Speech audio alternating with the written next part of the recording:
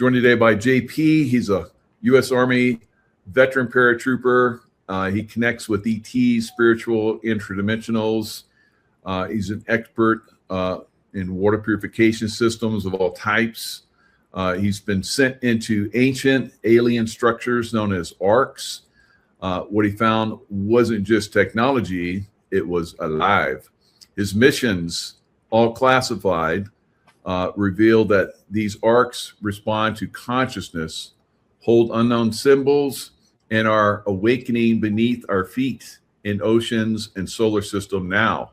JP is sharing his experience with the world, and we're looking forward to what you're going to share with us today, JP. Thanks so much for coming on. Yeah, I'm happy to be here, Michael. Thank you for having me on your show. It's all about disclosure, all about disclosing what's really happening in the background with us, and at the same time protecting this beautiful country while we do it. Yeah, fantastic. And thanks for your service. I know you've been on. I've looked. You for years. You've been on a lot of shows with Dr. Michael Sala, and I listened to a couple of those just recently. So you're kind of new on my radar. So I'm looking forward to learning more about you. So give us a little background. How you got into the programs and so forth. So when I was 7, I had an experience in upstate New York. I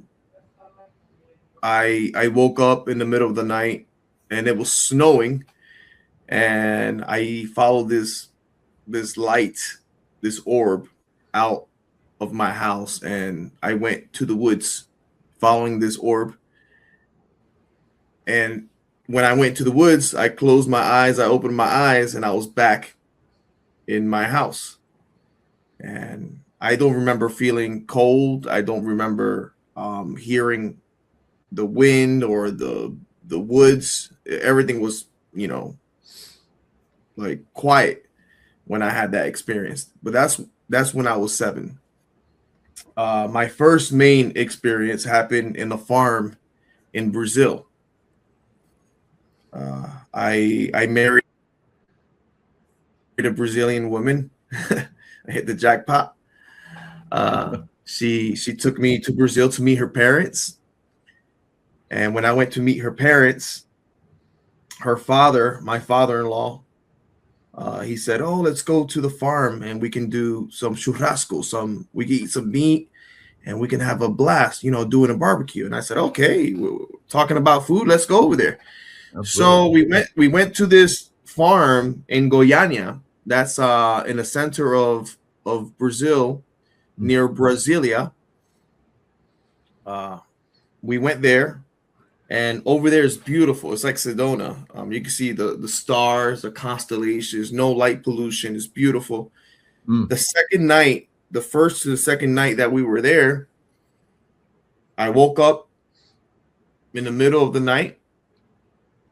I was really tired because that same, I wanted to feel what was farm life, and I regretted it because they had me feeding all the cows with this salt-like food that you have to give them. And then the farm guy said, "Oh, we have to go back and take the salt away because it's going to rain if the cows eat it." And I'm like, "Oh, crap." So we had to go. All this was like black and blue, all cut up, because these bags that you feed the cows, they weigh like 80 pounds each. So we worked all day feeding these cows. So that same night I was tired. I woke up and I hear this humming sound. And I look out from the farmhouse, everybody's sleeping. And I walk out and I walk like 200 yards towards this light. And I'm saying like, "Oh crap, what the heck is this?" I come from a Christian background. I did not believe in aliens or UFOs. I didn't know what it was. I get close to this thing that was hovering, but it was connected to the floor. I'm like, "What the heck is this?" And it was like a bluish white color, and it was humming. I was like, what the heck is this? This is crazy. So I get close to it and I touch it and I feel a vibration that goes into my hands and my arms and it connects to all my body. And I feel like this metallic taste in my tongue, like if you had like a lot of coins in my tongue, like a lot of quarters or something, like a metal. I closed my eyes. I opened my eyes. I was back in the farm. You could see my footprints because over there the dirt is red. And from there on, I kept having experiences with these people that people call Nordics. I call them people. They look like us. They just have a higher technology. They fly these saucer-like ships. They have technology that is more advanced.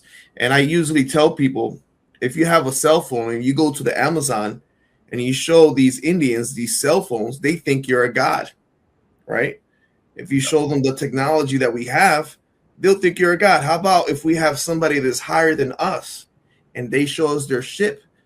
You know, most people would think they are gods. You know, they just have a technology that's probably a couple hundred years more advanced, or it's connected to, they're connected to the governments, not just our government, but the governments around the world, and they share their technology.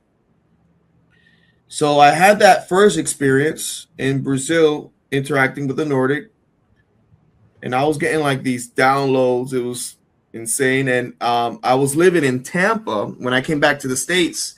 I stayed in Brazil for 1 month, visiting all Brazil. But after that, I did not want to talk to nobody. It was just a shock to me. I was quiet after that experience, and I was just zoned out. When I get back to the States, I was living in Tampa, Florida by MacDill Air Force Base. And I was getting picked up by these people dressed in uniform, but no patches, no nothing. The uniform was black. These vans, these white vans, they picking me up, taking me to this like white room, sitting me in the chair and asking me, hey, what happened in Brazil? We know what happened in Brazil, and we want you to tell us what happened by detail. And I kept denying it. I said, nothing happened in Brazil. You know, nothing happened. So they kept asking me questions until I broke. They took me into a building near MacDill Air Force Base, and they kept saying, hey, we know what happened. So I said, yeah, I had an experience with some ship or whatever you want to call it, and these people came out the ship, and yeah, it was weird. And they said, okay. So these other people were telling me not to talk about this, and then other people were telling me, hey, just talk about it. And these other people were in other vans telling me, hey, in this time you're gonna have a ship flying over your head. Take out your camera and take a picture and send it out. I was like, send it out to who? Who are these people talking about? So I took a picture of a helicopter interacting with a TR-3B looking ship, and it went to the Tampa Bay Times.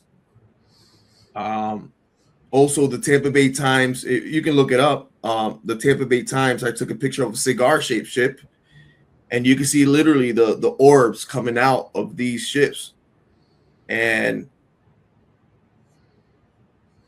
the Tampa Bay Times also put that out when I gave this information. I'm talking about 2009, 2008. I started having these experiences. It started off from there. Now this one right here happened in Orlando, Florida. I was meditating, right? And after I took this picture, I lost my job. And I think I also shared this picture with Clayton Morris on Redacted. Wow. Yeah. I was awesome. Good job.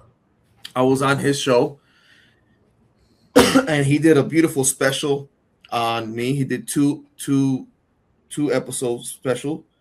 and I dropped these pictures. And apparently Stephen Greer was using my pictures in Washington, D.C. He did not ask for these pictures, but he said it was an Army whistleblower. I don't really consider myself like a whistleblower or nothing like that.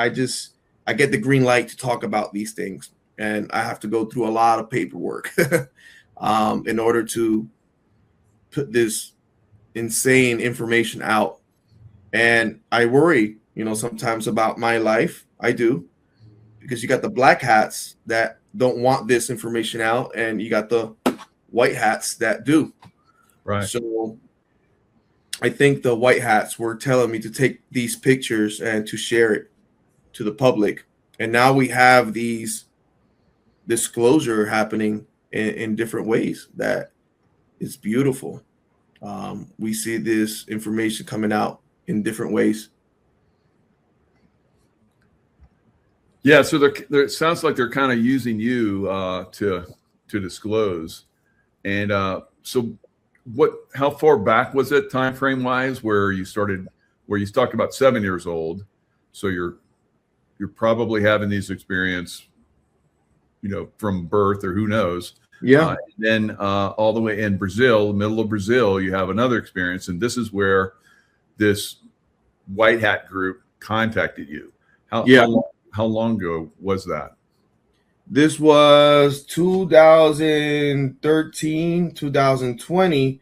That's when they started contacting me, because in between I was having a lot of different weird experience that my family thought it was diabolical I said, no, man, this thing is real, man. They're contacting me. You got these ships that look like egg ships coming down with these Indian guy coming out, and then you have this after a couple years before I talked about that. Then you have these pilots coming out saying that they were dealing with these ships that look like eggs, and I'm like, what the hell is going on? Sorry, excuse my, but I was like, what's going on? Yeah, I'm having all these experiences, and now they're telling me, some people are telling me not to talk, and other people are telling me to talk, that I'm protected. So I'm going to go with the protection part of it. And then on top of all that, you got the white hats telling me to join the military. And I did join the military because apparently I was bringing these ships down.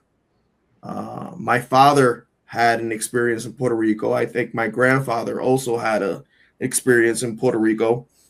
So right now we know that Puerto Rico is full of military presence. Yep. And throughout the years, we have had UFOs that came out through the oceans, and people have documented that in the island of Puerto Rico. So I think it's a generational kind of thing that has happened with me. Yeah.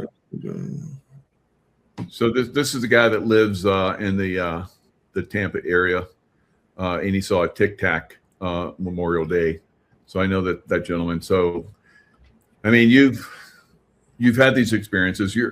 I'm like you. I had experiences, and I was like, I don't know, And then eventually, more and more stuff started happening to me, and I was like, okay, I'm part of some kind of program here. And then more and more stuff started coming. So, I've done regressions into having these memories come through. So for you, it sounds like they knew that you were having contact. Yeah, they brought you in. They're like, okay, you're having contact. What do you know about this? They're trying to see how much you're awakening to it. And I saw you. How many shows have you done with Dr. Michael Sala? Well, Dr. Sala, I think like 50, 52. Oh my God. And then I saw you started like 4 years ago, and it's like all the way up to the present. You're still doing shows with him? Yeah. They gave me, to share information with him. So I'm just doing what I'm told. He does a good job bringing this. He does a really good job, and I think he's kind of like that conduit between that side to, those of us that are, waking up to this, Mhm. the average person or so forth. So that's interesting. So it sounds like you have been tapped into to be a conduit to all of us. And I think this is fantastic. So now one of the things I want to talk to you about, because I've had these thoughts, this experience, and I saw the one where you did with with Dr. Sala, where you're talking about past lives. And I think that my thoughts are that they somehow know that we've had these past lives, that's why we get tapped into by extraterrestrials and so forth. Mhm. And so tell us a little bit about that. This is absolutely fascinating, because I was like, ta-da, somebody is like having these experiences too. I knew that this is a thing. So, we always know about deja vu and all that. And Mhm. I know that we have had multiple probably lives, maybe if you're in a Christian background, you probably won't believe that. Yeah. But I believe that we have lived many lives, and you have experienced, and some people also believe that when you live different lives, it's living lives that was in the past, right? But they don't um, explain about how the quantum world or the quantum entanglement physics things work, because you can also be living a life that was from the future. Okay, so you could be living a life in the future and experiencing this past that you are living now, or a life from the past that was experiencing this life that you're living now. So when you get to the quantum entanglement and how that works, and how every time it's connected to one, and everybody is connected to each other. If you Mhm. study how vibration and how frequency works, that's when it gets into the spiritual and interdimensional realm of things. And that's what I think Washington DC are are talking about, that these beings that are communicating with us, that these people that are communicating with us, these ETs, can be coming from different timelines, or they can be either us from the future or from the past, or they can be, is a mixture of living things, or us, or them. So That's yeah. excellent. Very, very well put. I mean, uh, yeah, you have a very deep understanding of that. That's fantastic. So I have done research on my past lives, and I've had psychics tell me past lives and all this stuff. And then eventually I got to the point where I started to realize that I've had multiple lives simultaneously.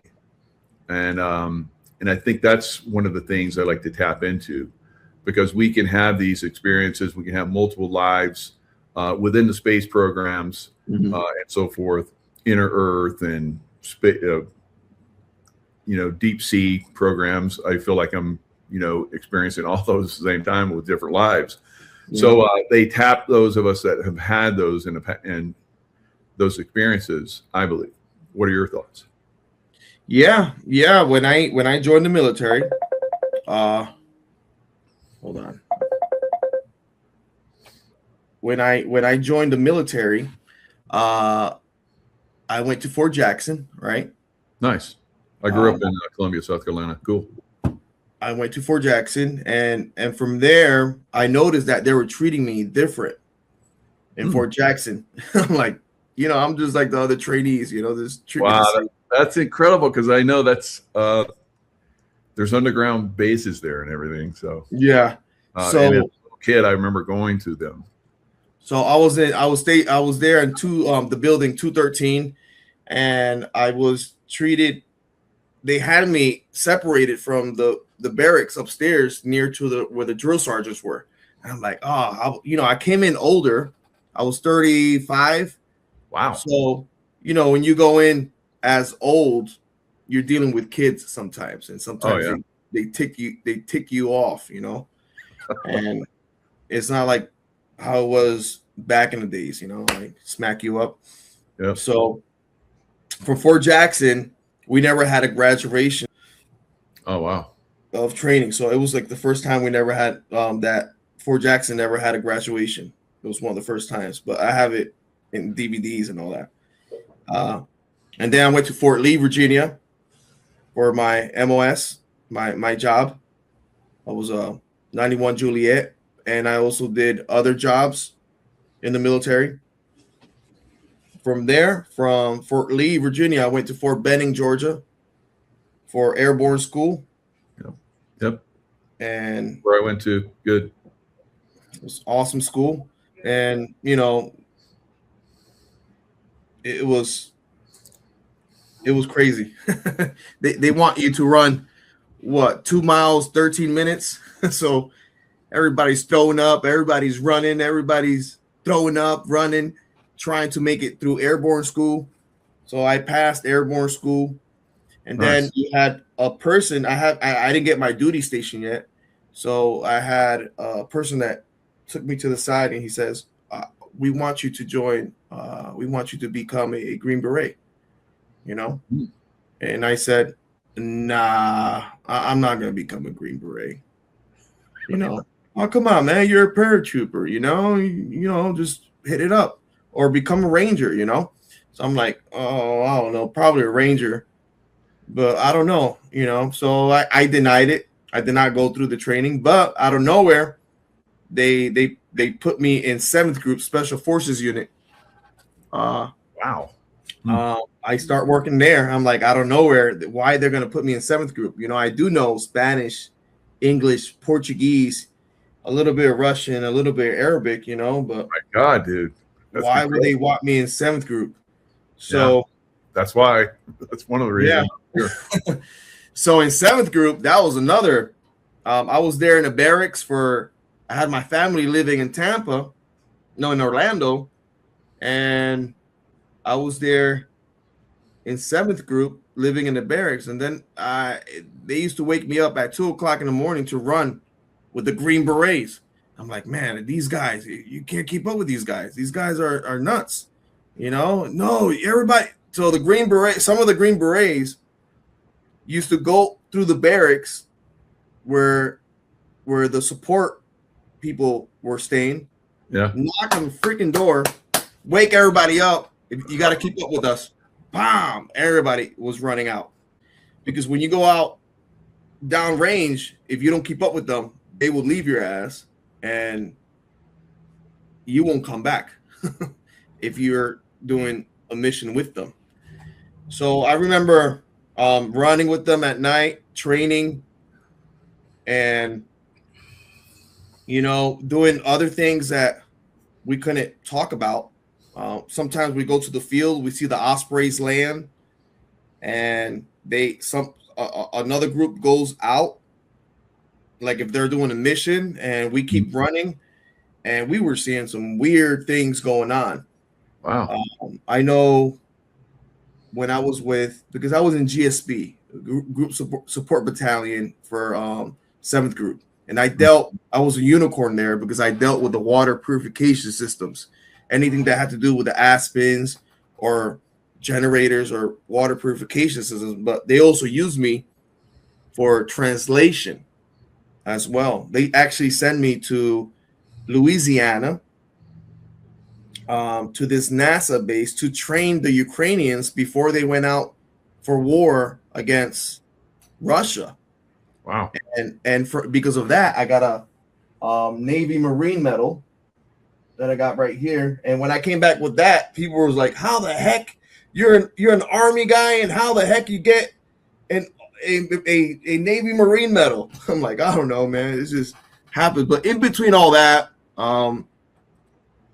we were going through a lot of weird. AP, they basically they wanted you to go through training because they had plans for you, bigger plans for you, and I'm sure you're going to get to this. But wow, this is fascinating so far. I totally get what's going on here, having been in the military, being a Navy SEAL, and going through this stuff. You're 35. It's like you were probably smart to go, no, I'm not going to do that.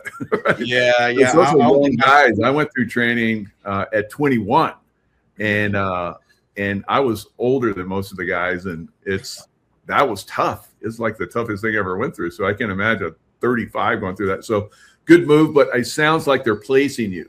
They want you in these positions for some reason down the road.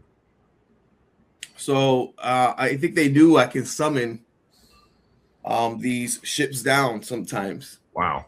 So on all these conferences, I went to the UK, I went to France, I went to Japan. I've been doing conferences all over the world. I could call these ships down in command, and you can see them come down. And I think you go on a state of meditation, bring these ships down, and they come down and they do like a maneuver, and then they leave off.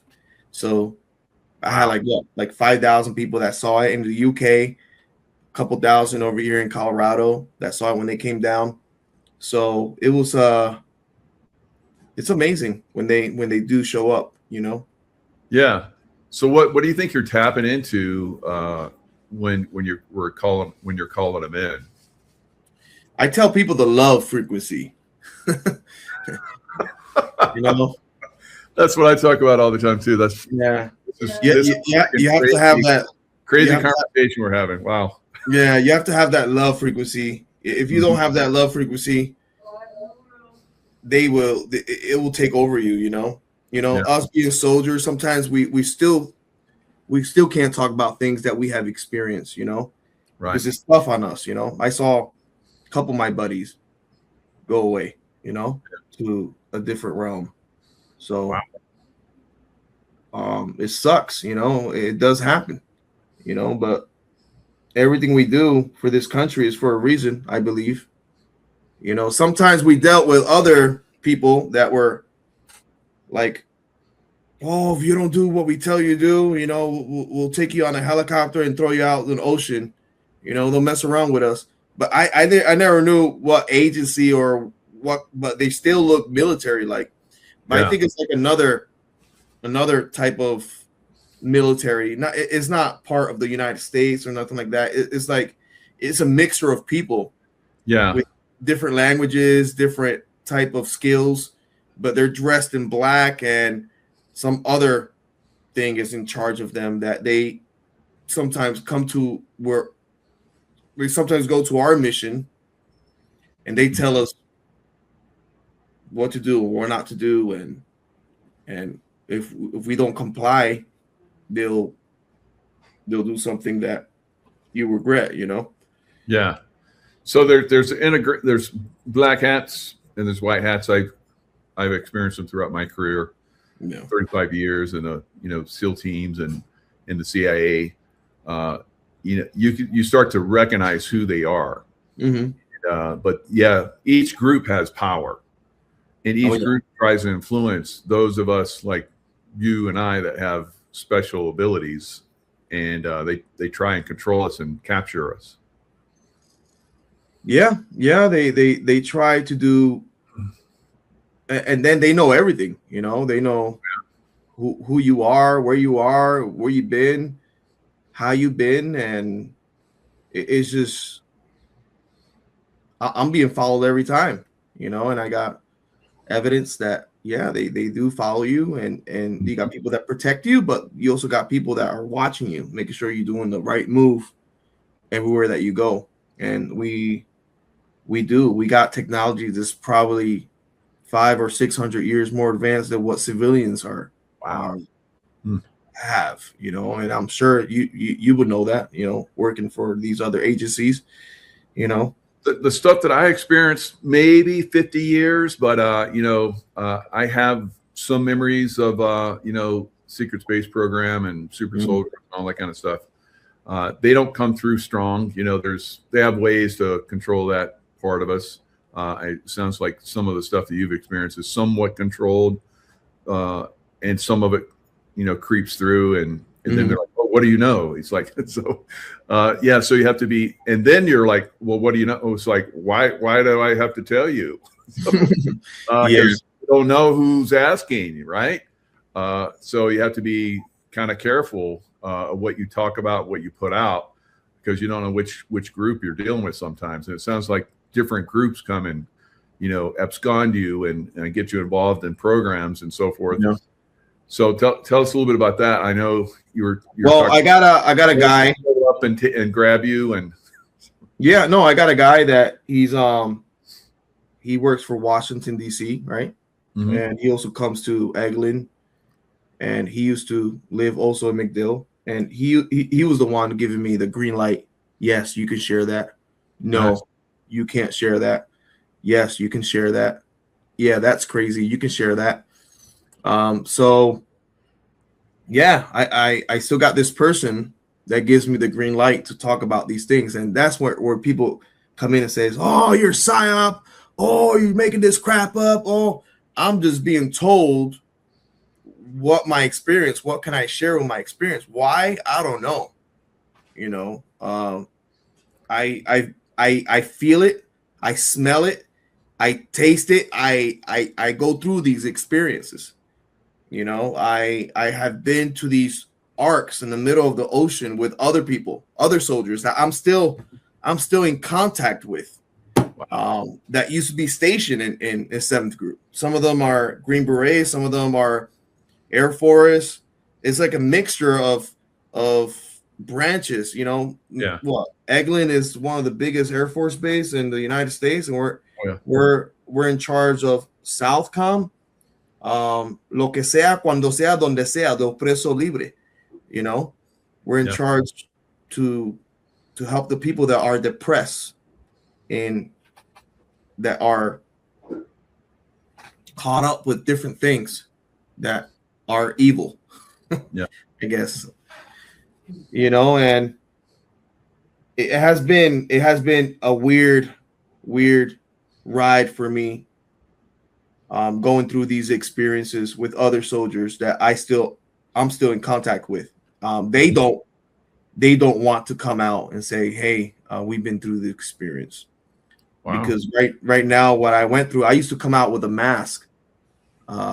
Michael, I was with a helmet walking around on stage just to block my identity. Yeah. But once I pulled out my face and I went on big shows and all that, the people that have been bothering me, it slowed down a lot. Good. It slowed down a lot. It helped to get out on shows like this and reveal. The more you reveal, the less they seem to bother you. Yeah. So that's a good thing. Good for you.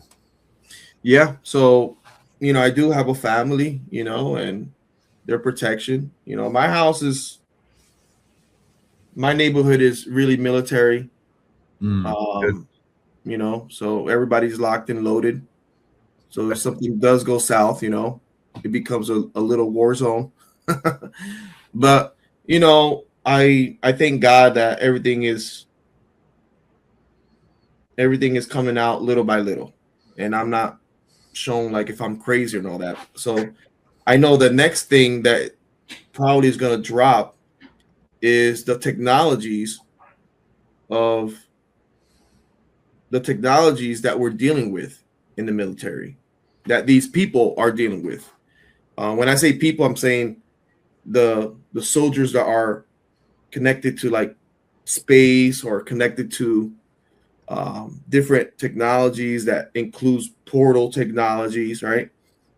That if you do study quantum entanglement, you can easily piece together how the portals work, or manipulating space and time. I experienced in medbeds over here in Eglin Air Force Base.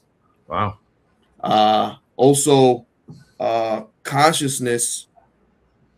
Similar to the movie Avatar, we have technology that can transport your consciousness to another body or a biological body being. Mm-hmm. We have that technology. We got people and teams that are good in remote viewing, that they're enclosed in a room and you have a team of 5 that can remote view different things and tell you what the heck is really going on. Similar to what the Monroe Institute teaches. Yeah. on steroids. And they can actually influence Yeah. as well if need be. Yeah, very Yeah, good. yeah, they can influence, and that's what I saw with Disclosure movie. Disclosure Day. I saw a I lot gotta of see that. Good. I saw a lot of similar things that you know. Really, that's good. That's good insight. Yeah, I don't want to So I'm ruin looking. it. I don't want to ruin it to you, but Okay, thanks. Yeah, I got to go see it now. Maybe after the show, I got to go run down and see it. So yeah, it's something that is going to bring you back if you have been through an experience. yeah, And what I tell people, I know that it talks about the grays, but when you see the movie, just imagine different races, not just the grays. I know they just put the grays there, but imagine Nordics, imagine other races of ETs if it was another race of ETs. I know they just put grays there because that's the most alien or ET people talk about, But when you see the movie, just imagine other races as well. yeah. But yeah, I served the military for 5 years, almost 5 years, you know. More than like 80 jumps, it's not that much compared to other people. Yeah, it sounds like what they were doing with you is it's some similar with me. They sent me to learn a lot of different skills, a lot of different stuff that most people don't go to, but they kept sending me all these different schools. I'm like, well, this is great. I'm getting lots of experience. Yeah. Now, one of them, I started the Navy SEALs first hand-to-hand program, and when I look at my my other lifetimes, I understand that because I have memories of being with Musashi Miyamoto and being his one of his top students and helping him write the book The Five Rings. Taro Maganojo, I think that's where it's pronounced. So because I've had these experiences, when I started doing the hand-to-hand program, everything just came natural to me, just on a massive level. Yeah, you know what I'm talking about. And so I'm like, how can I pick this stuff up so well? And then I started looking at the past, and then the past lives started coming through. And I was like, oh, I've done this in past lifetimes. And I took the Musashi Miyamoto's skill and I learned it and passed it on. So that's when I was in the SEAL teams, I started learning all these different skills from the greatest masters here in the world at the time, because they all wanted to teach us. It was amazing. And so I started teaching all that. So it sounds like, you have had these experiences too, where, you've been to all these different schools, you have all this stuff that's coming to you. God, I just saw that when you had that one show with Dr. Sala, and you talked about how they put you in some type of room as a bed, and there was a screen, so you had past life memories, and they were coming up on the screen. Yeah, that is like super high tech. Oh my God. Yeah, we have these technologies that go basis to basis. It doesn't stay in one spot. You have these technologies that they take out and they bring them to Colorado. They bring them to other bases around the world. Sometimes they're on Navy ships and they stay there for a little bit and then they bring them back to the States. So I'm telling you, it's like 300 to 400 probably years more advanced, because I think it has integrated AGI, artificial general intelligence type of technology that right now we're right now looking into what is AI. But imagine a technology that has AGI, artificial general intelligence, already integrated into it. It brings the technology 400 or 500 years more advanced than what we experience, and that's where we get into the time. We got agencies. I believe, and I believe we have agencies that deal with time, and we have agencies that deal with medical equipments that are far more superior than what we can grow limbs back. We can have somebody live to 130, depending. of where they're at, and then we have like avatar programs. They put you in the bed and they transport your mind or your consciousness to another place. Yeah. And the way they do it is they connect your heart with your brain to this machine. And I know your heart has 40,000 neurons that connects with your brain. That also scientists are finding this now, finding this out right now, that your heart also has a memory. Yeah, it's not just your brain. So you're really tapping into some good stuff, JP. Yeah. This is stuff I've studied for a long time, and it sounds like you're getting exposed to it within these programs, and you're understanding it on a really deep level, a deep enough level that you can transfer that information like you're doing right now in a way that people can understand it. That's fantastic. Good job. But because of the security of this beautiful nation, there's still things that we can't say still. Yes. Yes, we can say these things because this is already out there. This is in movies and shows and programs and different types of drip drops disclosure that has been going out. But there's still things that will shock the heck out of people if it's told to them.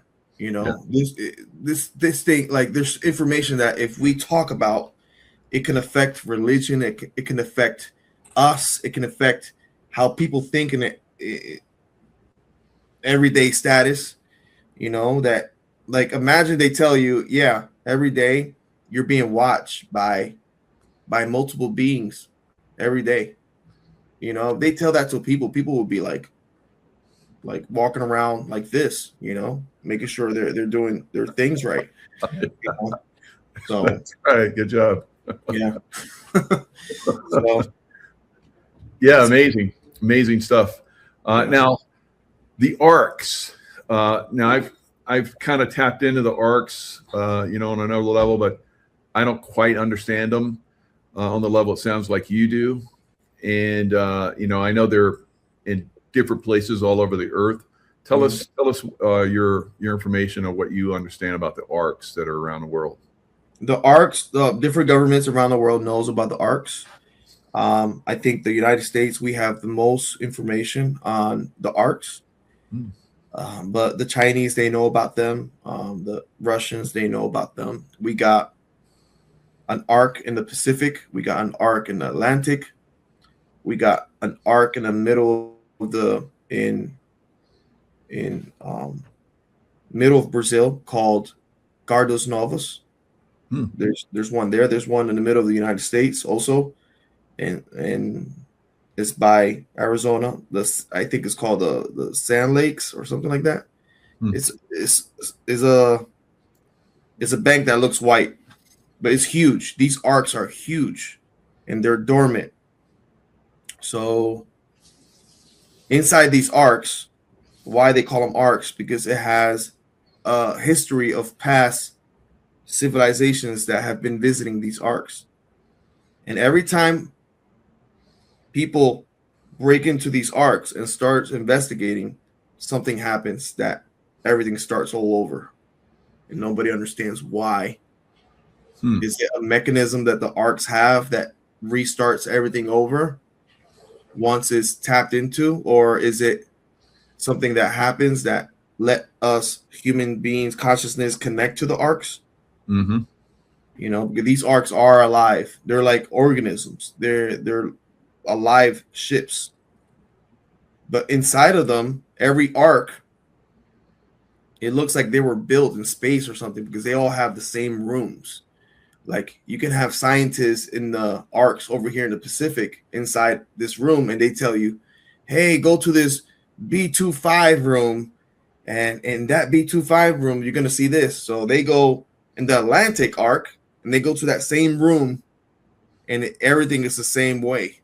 Like it feels like cookie spattered out, and they found one on the moon.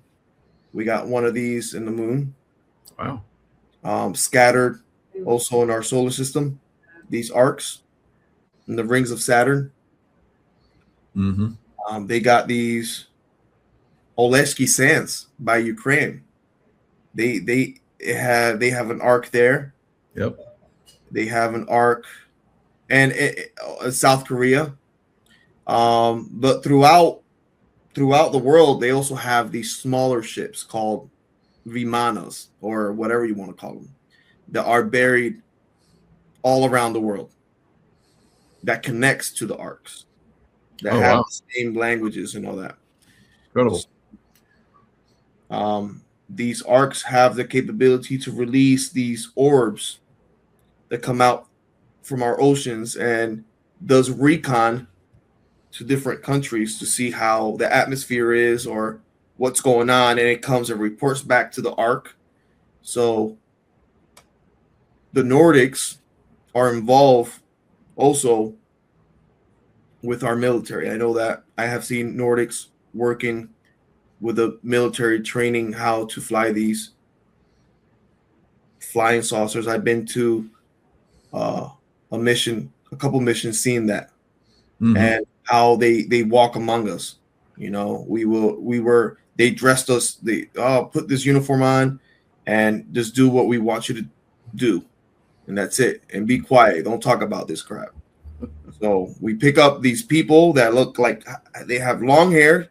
We take them to the Eglin Air Force Base, to this building that is old, and they go in there. 40 minutes later, they come out different. Like if they were humans, they come out with IDs and all that, and they send them out. Wow. What the heck is this?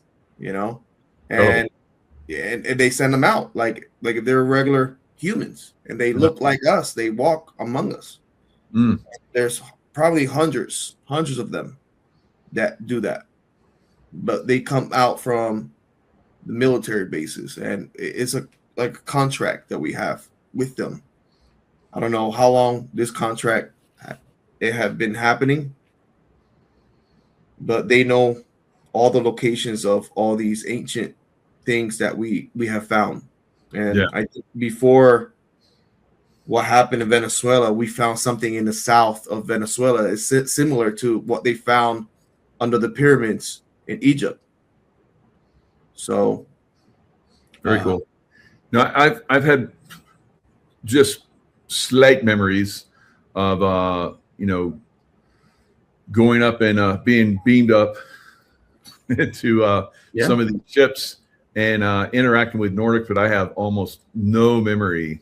I just remember the Nordics. They were upgrading me consciousness wise, and then boom, back to Earth again. And then I was able to do different things after that with my consciousness. You know, bring in weather and different things.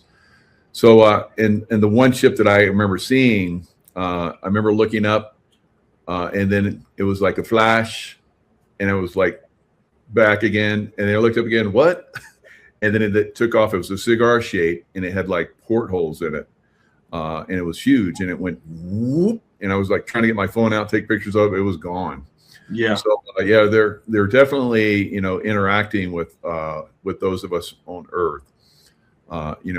Again, maybe the reason why I don't have the memories of these interactions is because, like you were talking about, there's white hats and black hats.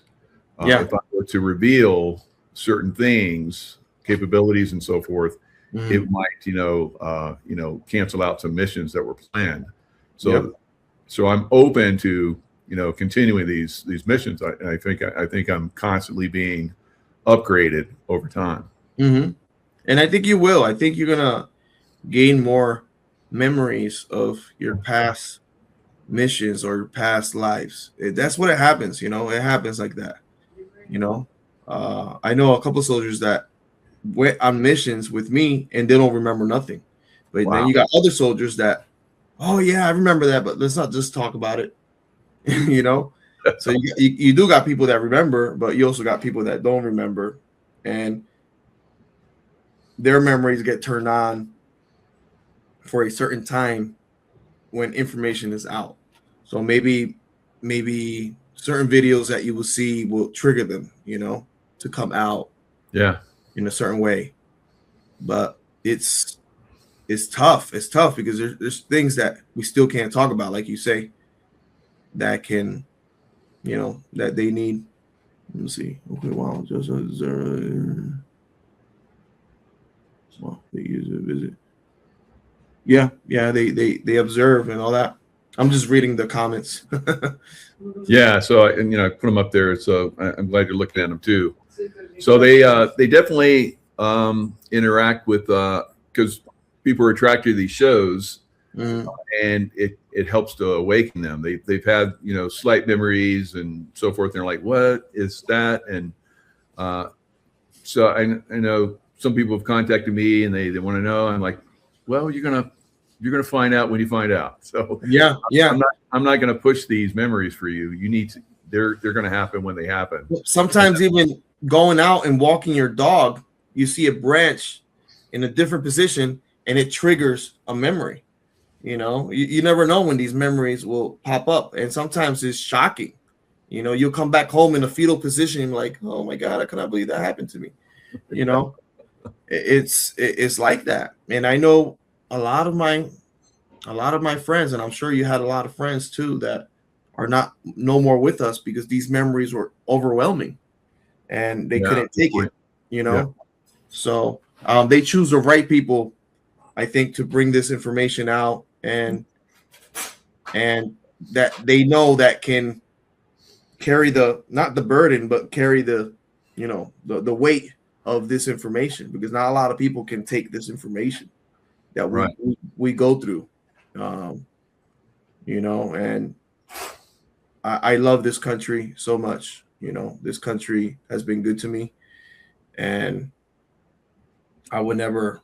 I don't want people to see me as, oh, he's a whistleblower. No, I don't consider myself a whistleblower. No, I've seen, Dr. Sala will occasionally, ask you questions like, well, that's not really something I'm going to go into. They have their stuff, and we have ours.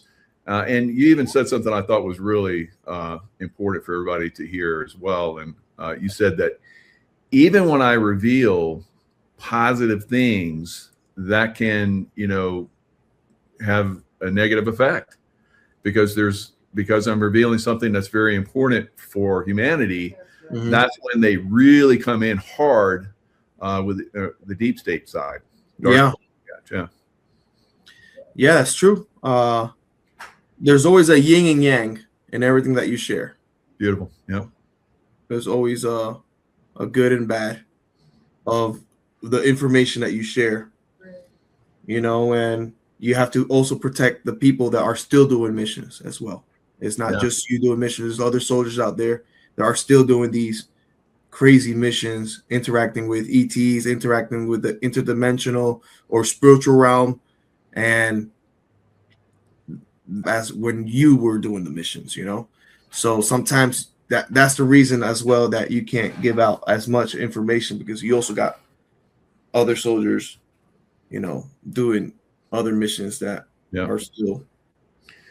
And a lot of times they're doing those missions and they don't realize they're interacting with these beings. Yeah. Because like you said, they're, some of these beings get transformed, and then they're, part of these groups. Because I've seen throughout my career, I've seen guys get involved in some pretty high speed missions. And I'm like, what? Yeah. You're wondering, but you can't ask. No, because they're involved in something. It's like I get involved in stuff and I can't tell. They know that. So we all know that you were involved in something at super high speed. Now, some of us will understand that it's a little bit more than just the military. There's more involved in it. But like you're saying, you can't divulge, because that will upset the apple cart in a way that we don't want it to be. Yeah, we don't want to upset them, because they know where you're at all times. Yeah. And I know the UFO community is sad. They're losing a lot of people. Yeah. We just had Dan Willis, and It's like almost every other day, or sometimes even every day, somebody else is going. It's happening faster than it's ever happened before. Yeah. So that's when you know we're close to something big to be disclosed. Yeah. It's amazing, but it can be hard sometimes. People want disclosure, but they don't know the weight that this is going to bring to humanity once this. Oh, I want the consciousness. Oh, I want the spaceships. I want to meet the ETs, but they don't know what's behind what other things comes with that. They don't know. Like, I want to join the military, but you don't know when you join the military that they're going to kick you out of C-130 or C-17 to make sure you do your jump, because when you're when you're out there and you're seeing the trees like this big and you're the first one out, you're like, oh man, I should have done something else, but you do it. You just do it because that's your job. You get an article if you don't do it. So that's life. Yeah. So tell us something you can tell us about like off-planet stuff you've done. Well, the off-planet things, right, that I have done is like is like similar to what you have, like it's like a glimpse memory. Yeah. But I feel it. I felt it. I went there. I was with other soldiers that I still talk to, and they still talk about it too. So I know I'm not nuts because they went through it.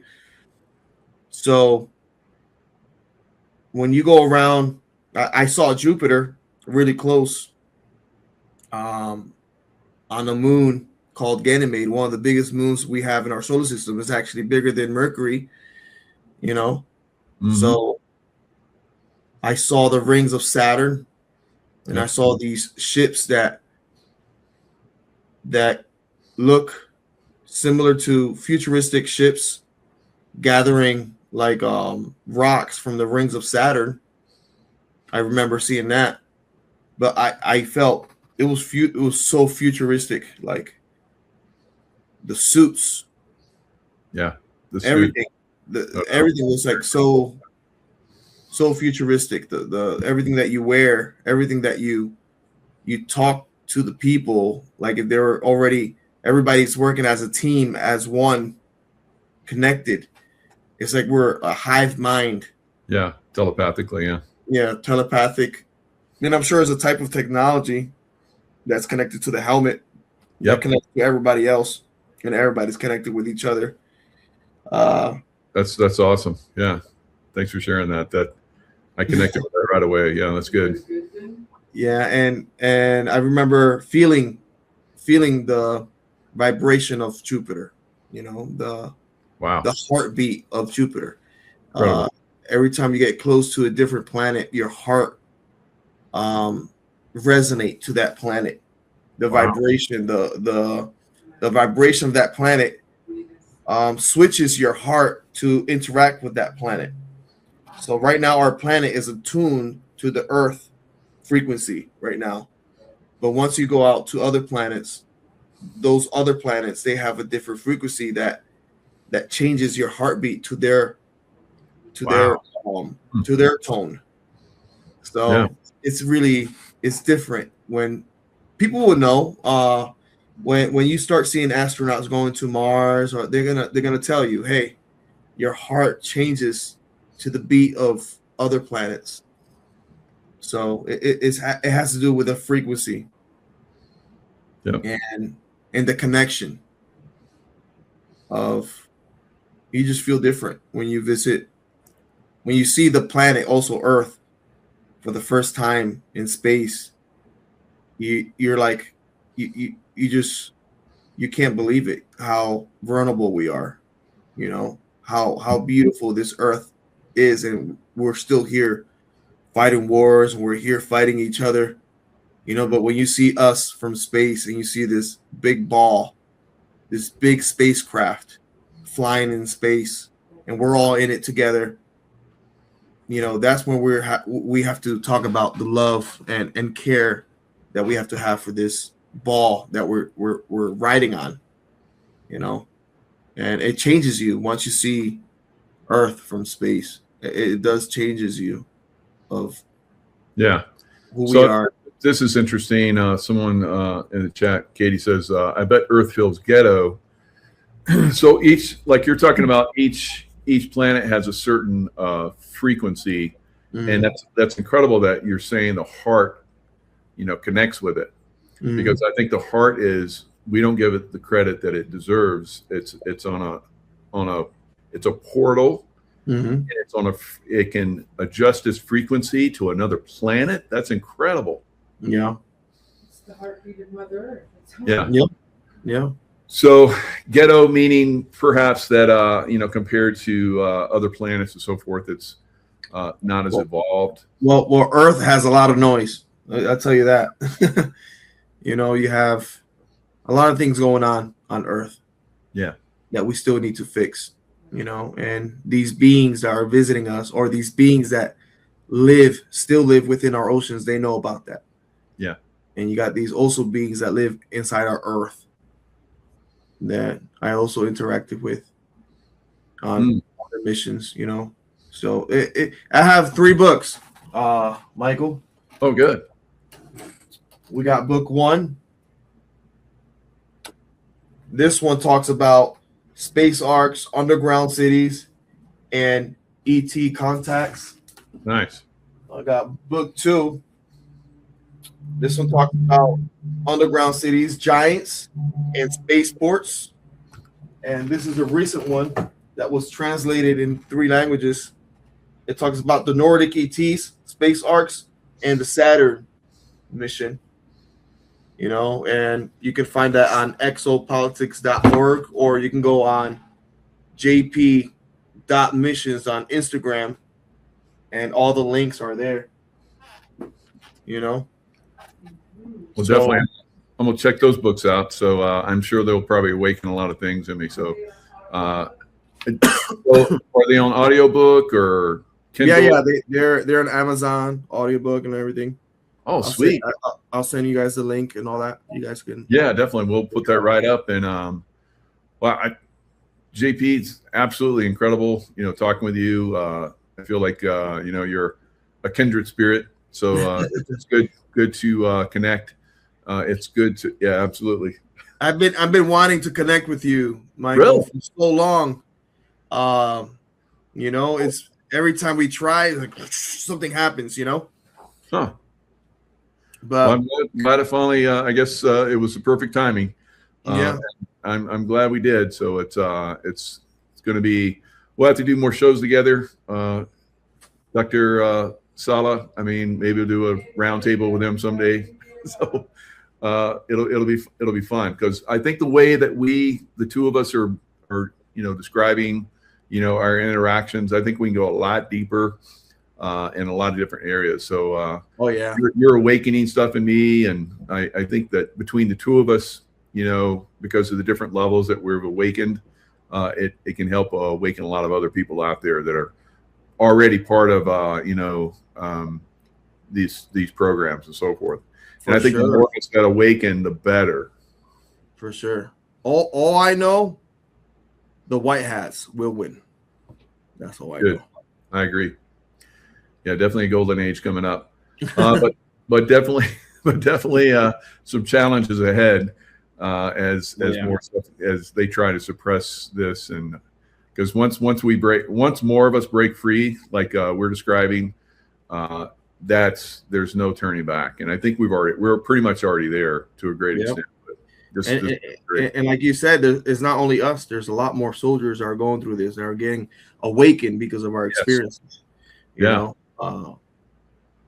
have Rush right now on Washington D.C., but then you got people like us that have been through the missions, that have been through the experiences, and then some people remember, but some people are getting flashbacks. Oh crap! Oh my God! Yeah, I remember that, but I don't remember it like this. But yeah, oh my God!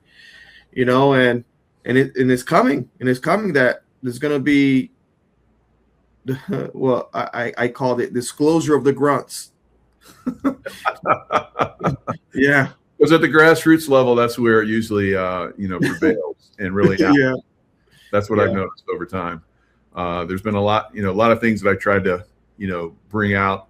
It gets suppressed, and all I did was just get enough people involved, and eventually they stopped resisting, stopped suppressing, and then we just moved forward and went to another level. So that's where we're at. And I appreciate your work and what you're doing.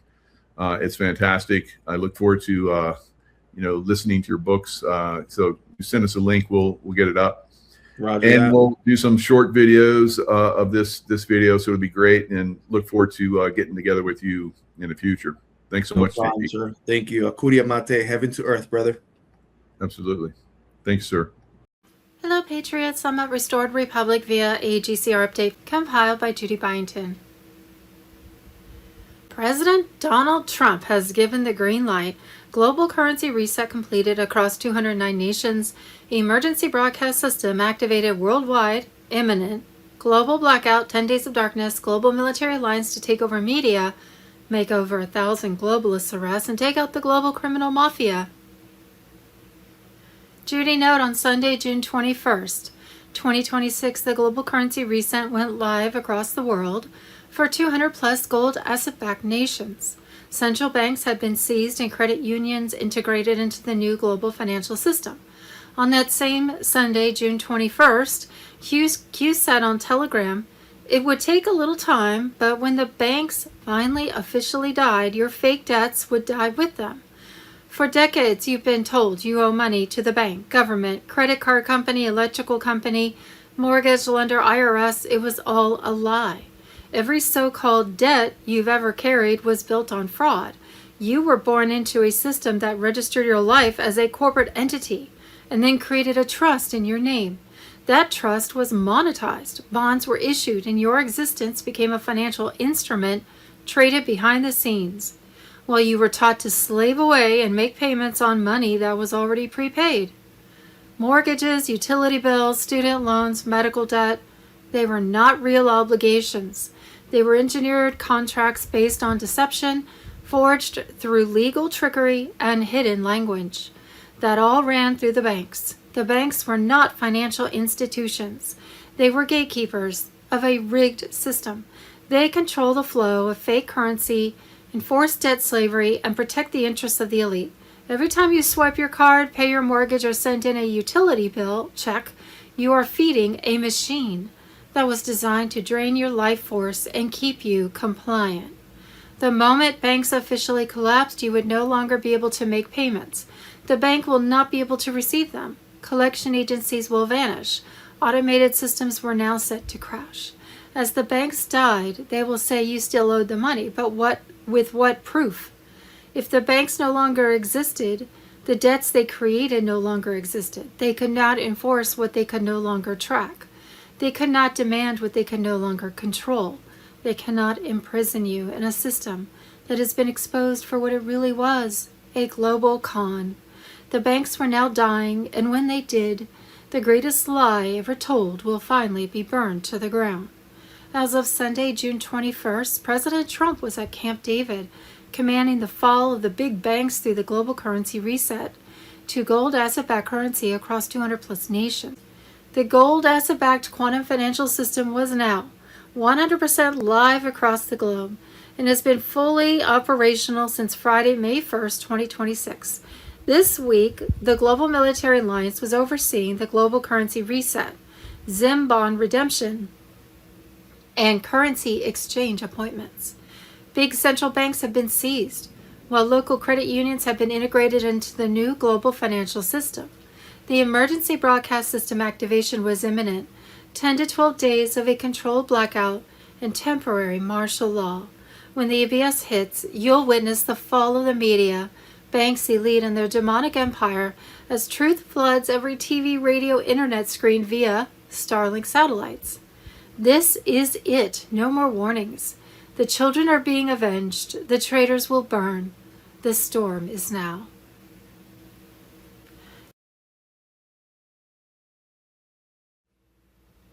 what we thought we knew but didn't really know, and now are supposed to know but don't have a clue. With clones, doubles, made-up movies, Hollywood-style, Trump's military alliance throwing more popcorn at us, it gets so confusing. Sunday, June 21st, Michael Robinson is Michelle Obama, a trans. Barry Soetoro is Barack Obama, a homosexual. Why is that so hard for some people to get? Martial law on Telegram. Sunday, June 21st, 2026, Fox News. Barack Hussein Obama's trash can presidential center, yes, it does look like a trash can, is opening in Chicago, and black contractors are furious, saying, "We haven't been paid. They have not gotten their money." A lot of the black community has been protesting outside the library, calling it hideous and replacing their land. The cost to build it ballooned up to $850 million plus. Like his presidency, this is a failure. Martial law on Telegram. EBS, blackout, martial law, lockdowns. Sunday, 21st June 2026, imminent global blackout. EBS, 10 days of darkness, secret tribunals at Gitmo, over 1,000 elite arrests and indictments unsealed this week. Gitmo TV on Telegram. As of June 17, 2026, the intensity is boiling over. Elite trials have quietly begun, with top cabal figures dragged into military tribunals. Mainstream media is silent, but don't be fooled. Their world is collapsing, and nothing can stop it. Gitmo is now the epicenter for these trials, with high-profile elites like Klaus Schwab and George Soros undergoing questioning. These are the people who believe they could manipulate the world forever, but they're falling, and the military is taking over. As we approach the new financial age, Gesera promises a massive wealth transfer. Power is being ripped from the corrupt and returned to the people.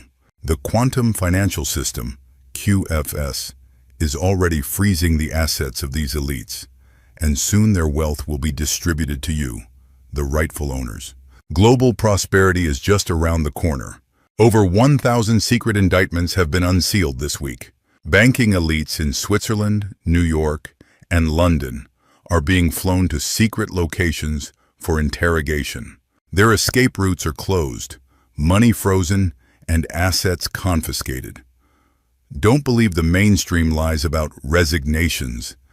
These people are being taken down for human trafficking, financial terrorism, and mass corruption. The 10-day blackout is imminent, and EBS is ready to go live. Meanwhile, Russian Spetsnaz and Brazilian special forces are embedded deep within cabal-controlled sectors, extracting high-value targets. In Nevada, new military strikes hit underground bases housing secret weapons meant to control the public during the blackout. These bases have been obliterated. Weapons such as EMP devices, bioweapons, and mind control technology have been seized by the White Hats, all part of the cabal's crumbling empire. Top-level cabal members are on the run, but nowhere is safe. Special ops forces are hunting them down in remote locations like the Arctic and Pacific Islands. Military forces are preparing to storm government buildings during the blackout to extract key political figures tied to the cabal. Here's the kicker. EBS will broadcast live feeds of these trials, exposing the cabal's darkest crimes that will shake society to its core. The cabal's days are done. Prepare for justice and the dawn of a new era.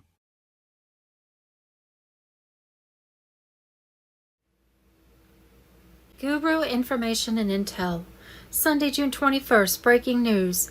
The Clarity Act momentum is unstoppable. 107 on Telegram. The Senate has officially confirmed a high-stakes meeting next week to finalize the Digital Asset Market Clarity Act. As digital assets continue moving into the mainstream, discussions surrounding the future of finance are accelerating at an unprecedented pace. Many observers believe this could be another major step toward a more transparent and technology-driven financial landscape. At the same time, conversations surrounding QFS, Nisara Jasara, and the evolution of global financial systems continue to grow across online communities worldwide, Whether you see these developments as connected or separate, one thing is becoming clear. The future of finance is changing faster than ever before. The world is watching. The conversation is growing.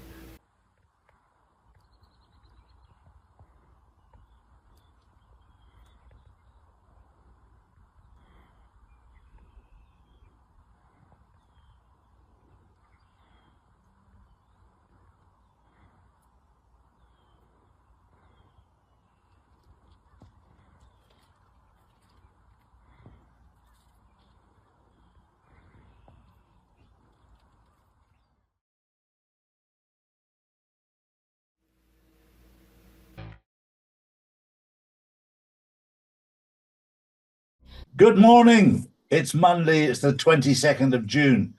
We're virtually halfway through this year, and where has it gone? It's amazing how fast it disappears. Time is flying. So much is going on. We saw over the weekend that Israel had attempted to attack Iran, the Lebanon, and it all backfired, and it backfired badly. Because as it went for Iran, the defense system that Iran now has was provided by the Russians and quietly by the Chinese. The protection system that Iran has is something like 20 years ahead of what Israel and the US has.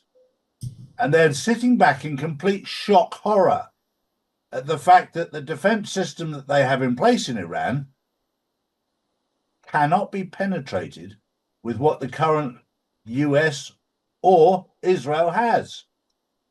And the problem is when you poke a bear like Iran, its restraint has been incredible for the last few months.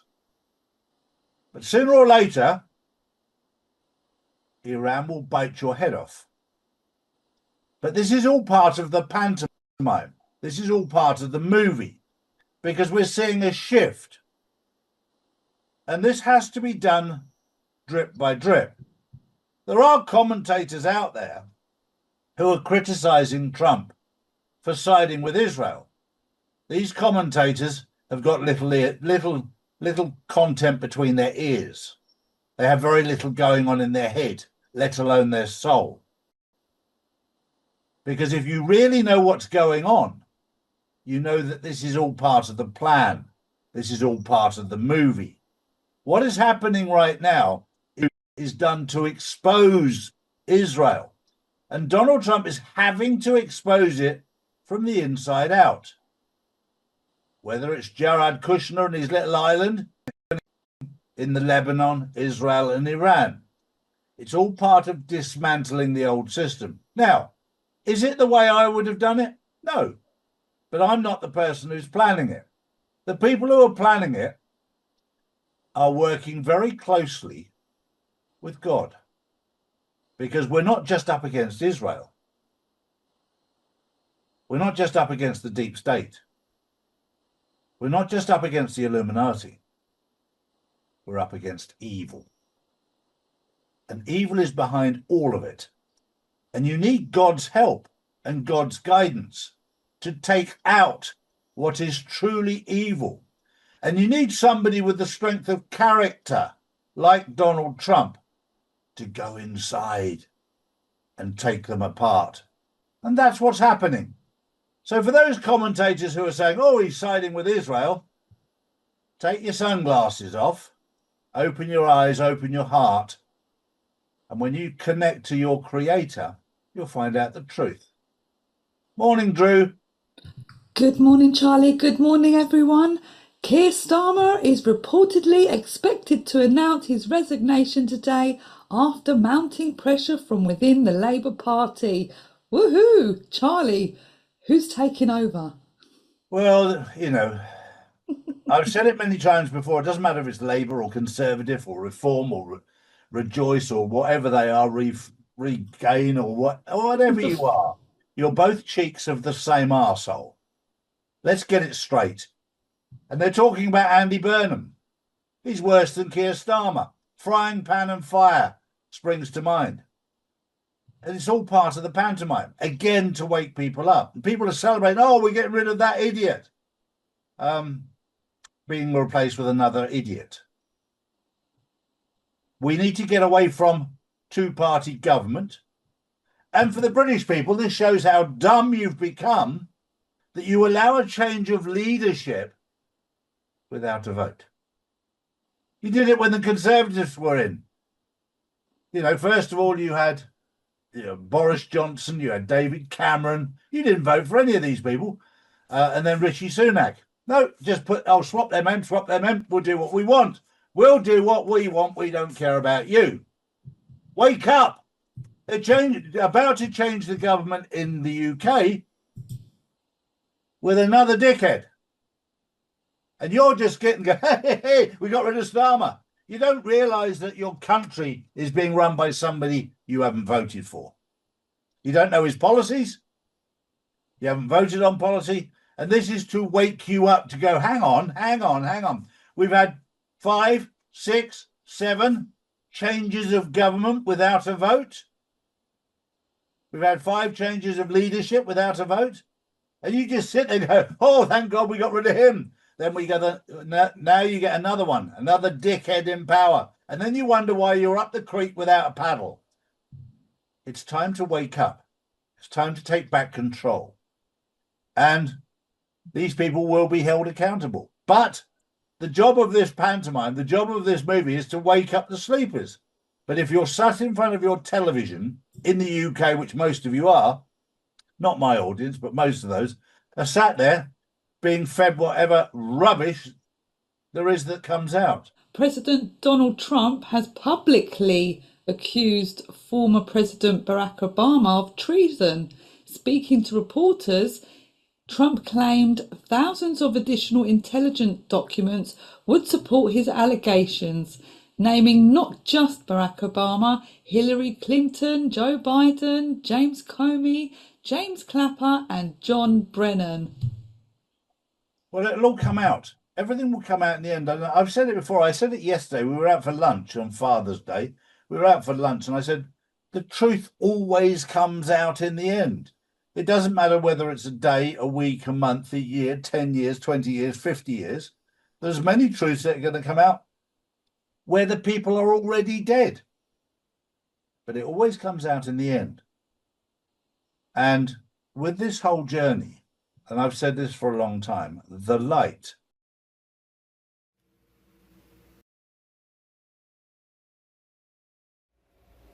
Friday, June 19th, America for the Bankers, MAGA Intel Hub on Telegram. Count Cherep Spiridovich, a Tsarist general who battled the Bolsheviks in the Russian Revolution, published a book in 1926 entitled The Secret World Government, which shows how the Rothschilds' plan for world tyranny dominates modern history. He cites an interview with German Chancellor Otto von Bismarck, 1876, in which Bismarck explained that the Rothschilds, who already controlled Europe, were afraid, in the middle of the 19th century, that the United States would become independent of them if it remained one nation. The plan, therefore, was to divide the United States between England, controlled by Lionel Rothschild, and France, controlled by James Rothschild. France was to take over the South, while British Canada annexed the defeated North. As a preparatory move in 1863, France and Spain invaded Mexico with 30,000 troops. Britain, France, and other European powers were ready to snuff out the young republic, but were deterred by Russia, the only European nation not in the Rothschilds' thrall. Tsar Alexander II sent his fleets to New York and San Francisco, declared that an attack on the United States was an attack on Russia. Meanwhile, the U.S. Congress, stimulated by Lincoln, created greenback dollars to finance the war and escape indebtedness to the foreign financiers. They, the Rothschilds, understood at once that the United States would escape their grip. 2020, it's not over yet. And the election fraud arrests with treasonous Obama and others, are they coming? We've been talking about it for a while. You know, some people, doubt it. Leo Zagami, he's like, no, that'll never happen. But I don't know. I'm hearing, right? People talking that are in the know around the White House that we may be seeing some arrests coming. The amount of information that's about to drop on the machines, those machines that they use to change the vote, they are about to come out, and the information on that is like irrefutable of how they've been used to change the vote. So I mean, since 2020, 2021, early 2021, 2020, and ever since, we've been revealing, that there's been fraud. And we're seeing it, spilling over into lots of elections still to this day. We only have to look to California, the most recent fraud, Texas fraud. It's everywhere. Now, I talk to people all over the world and to people that are here in the United States, and their excuse or their line of reasoning of why they want to see Abbott win is because the other option, there's no one that's strong enough to win. I think that's crazy. I think that's crazy thinking, because there were some really good candidates that were running, some of whom probably would, the first thing they would have done was arrest Greg Abbott, which needs to happen at some point. But if you Texans just keep electing criminals, it's going to be harder and harder for us to, get you guys to the point where you have free elections and fair elections. So it seems to be the same thing in California. I don't know, maybe Californians went to Texas, and that's why you guys are like, okay, let's just go with the cheating. Let's just go with the cheating, right? And we have so much evidence out there of why you should not do that. Now, I just did a show with Daniel Bonnier, and he's talking about the corruption, horrific corruption. We've had him on several shows, but he just won his case against the corruption, and they came after him for years, took away his land, beat him so that he lost he can't see in one eye, threw him in jail for months, just ruined his life, but he fought back, and just won his case against a system that is corrupt all the way down at the county level, all the way up to the top of the state government. The governor himself came out and said that Daniel Bonnier was a criminal, and then that was a green light, because we know that these criminals are at their top are supported by criminals at the bottom and all the way in between. So lawyers protecting lawyers, judges protecting lawyers, judges protecting judges. The system is insanely corrupt. So President Trump has been doing a good job of exposing that. But, I guess it takes time. It takes time for people like the Texans that come in and say, we have to go with Greg Abbott because otherwise the Democrats are going to win. I'm like, okay, all right. So that's a good excuse. So let's look at, President Trump talking about this corruption. Yes, it's been years exposing it. But if we don't get on board with it, like we have been, like we've been pushing for it, like Daniel Bonnier, he was on several shows and we exposed the corruption, and then they couldn't run and hide. So this is the way it works. We expose the corruption, we stay on it, we share it all over the place, and they don't have any place to hide because they can't lie anymore because we're exposing their lies. All right, so President Trump is doing that. We know that he's been doing that for quite some time, even though they came after President Trump on a massive scale. Just like Daniel Bonnier, he was able to stay in the fight, and now he's coming at them harder than ever.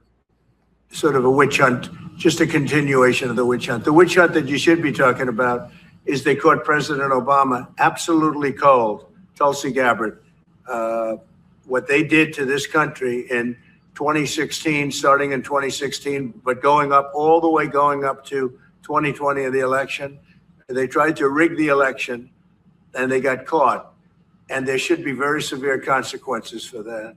You know, when we caught Hillary Clinton, I said, you know what? Let's not go too far here. It's the ex-wife of a president, and I thought it was sort of terrible. And I let her off the hook, and I'm very happy I did. But it's time to start, after what they did to me, and whether it's right or wrong, it's time to go after people. Obama's been caught. So you see how this works? He's kind of telling you there that, you know, he was kind of lenient on Hillary Clinton. He said he was happy about that, but because he was lenient on Hillary Clinton, that gave them the green light to go full bore on him.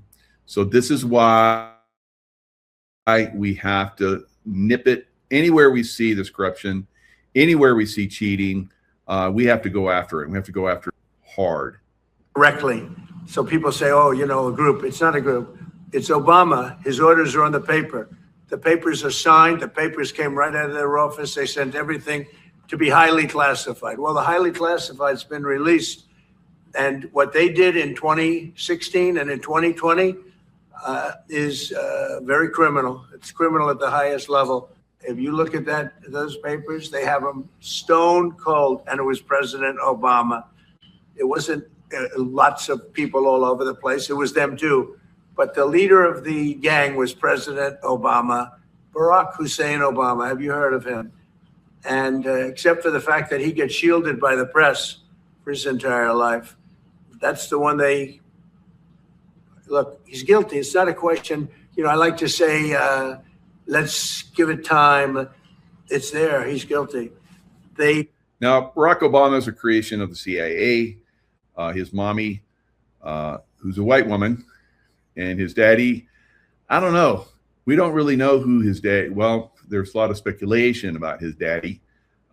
His daddy seems to be someone a very not the one they say is his daddy, but someone that is of very, very high rank, very, very in Indonesia, and it's like he's not really black either. So to say that we had our first black president, we had our first mixed race president, which was Obama. We need to start. I said that from the beginning. And even this black man, he was like, he had this video and he was like singing about Obama. Obama's mama's a white woman, and he's singing this song, and I'm like, I was playing it all over the place, and still people are saying. And Brad Olson, who's been on my show, did the history behind Obama's mommy, and it goes all the way back to Hitler and Eva Braun. How about that? So, and she's like the great granddaughter. So wow, these Nazis just keep coming at us, right? So Nazis do what Nazis do. They cheat, they lie, they steal, and this is what we're exposing. This was treason. This was every word you can think of. They tried to steal the election. They tried to obfuscate the election. They did things that nobody's ever even imagined, even in other countries. And shifting gears now to the Justice Department. All right. So will justice be served on Obama? Obama's mama is a white woman. And Obama is treasonous. So, that's what people say. I don't know. Here on YouTube, we can't say, point blank some things. We have to couch them in maybes, and, this person said this and this person said that. I don't know. I wasn't there. I wasn't there where he was born. I don't know who his real daddy and his real mama is. All right. Maybe it wasn't even that CIA, because she's CIA. She was CIA. Maybe she wasn't his mommy. I don't know. So, it's a lot of this stuff is lies, misdirection. You can't really know what you're seeing anymore. So it's beyond reason. Speaking of beyond reason, this fire that's been going on in Boyle Heights in California. Now, when I was in the Navy, I had a bigger rating. Even though I was a Navy SEAL, I was a hard diver, then I was a Navy SEAL, but you still have to be something in the Navy. Right? You can't be, there is no, at the time, there is now, fortunately, you can be, your rating could be a Navy SEAL, but now they have a rating for Navy SEALs. God, it took so long to do that. Because all the knuckleheads that had made it all the way to Master Chiefs, like, I made it through the system and the system took care of me, but it wasn't good for the community because I had to go study to be a firefighter, ship fighting, and, you know, all that kind of crazy stuff. And I'm a Navy SEAL jumping out of airplanes, shooting guns and blowing stuff up. Why do I have to dive in? Why do I have to, like, you know, learn how to be a firefighter on a ship? Yeah. So anyway, I learned to fight fires on shipboard, and going into engine fire. Woo! Oh my God, there's training for that. And so we went in, and you know, we had all our gear on, and you know, geez, guys, why don't you find that out before we're using all that stuff? But anyway, there's definitely ways to fight these fires, but California, fires just happen and they burn and they burn and they burn and they burn. Something's wrong with the firefighters in California, right? Something's definitely wrong. So a building doesn't burn for a whole friggin' week. What the hell? Fire them all, and let's get some real firefighters in there. And fire politicians while you're at it, because they're the ones that are, you know, I guess some kind of agenda going on with all these fires. Everybody's making money on the fires. So we got William from the Wild Horse Ranch is saying we could bring wild horses in and just they'd eat all, you know, the flammable stuff, and we wouldn't have these fires because where they graze, there's no fires. It's common sense. And then we have the wild horses out there. Everybody's taking pictures of them to see, oh, they're beautiful wild horses. They don't come out there to see the goats or the pigs or whatever, you know, they put out or eat the foliage. And they don't do that. They don't even do that. They don't put anything out there. They don't clean the foliage. Why? Because it causes fires and they make money off the fires, guys. Right? They don't care that it burns people's homes. They don't care that a factory that has medical supplies that supports the entire West Coast burns completely to the ground and everything in it. They don't care that a factory that has emergency food, you know, that's going to come to California on a major scale later this summer and into the fall and winter. Yes, El Nino on a probably a record-setting level is going to cause a lot of rain. Of course, in Nevada, where you know, they have Hoover Dam, doesn't have much water behind it. It's going to, like I predicted, it's going to fill up, right? And we're going to see that. So, yes, Tabor, California's bad, right? So it is bad as it can get, all right? So, and it's going to stay that way because, you know, they've convinced people that it's in their best interest to let cheating go on in their voting system. So this is going to continue unless the people really rise up and get this fixed. Because, you know, I know how it is in California. The beaches are beautiful. The weather's perfect all year round. That's the way California lifestyle is. It's just surfing and, you know, partying and getting some sun, and that's it. There's nothing else in between. So cheating what? Cheat what? I don't know about cheating.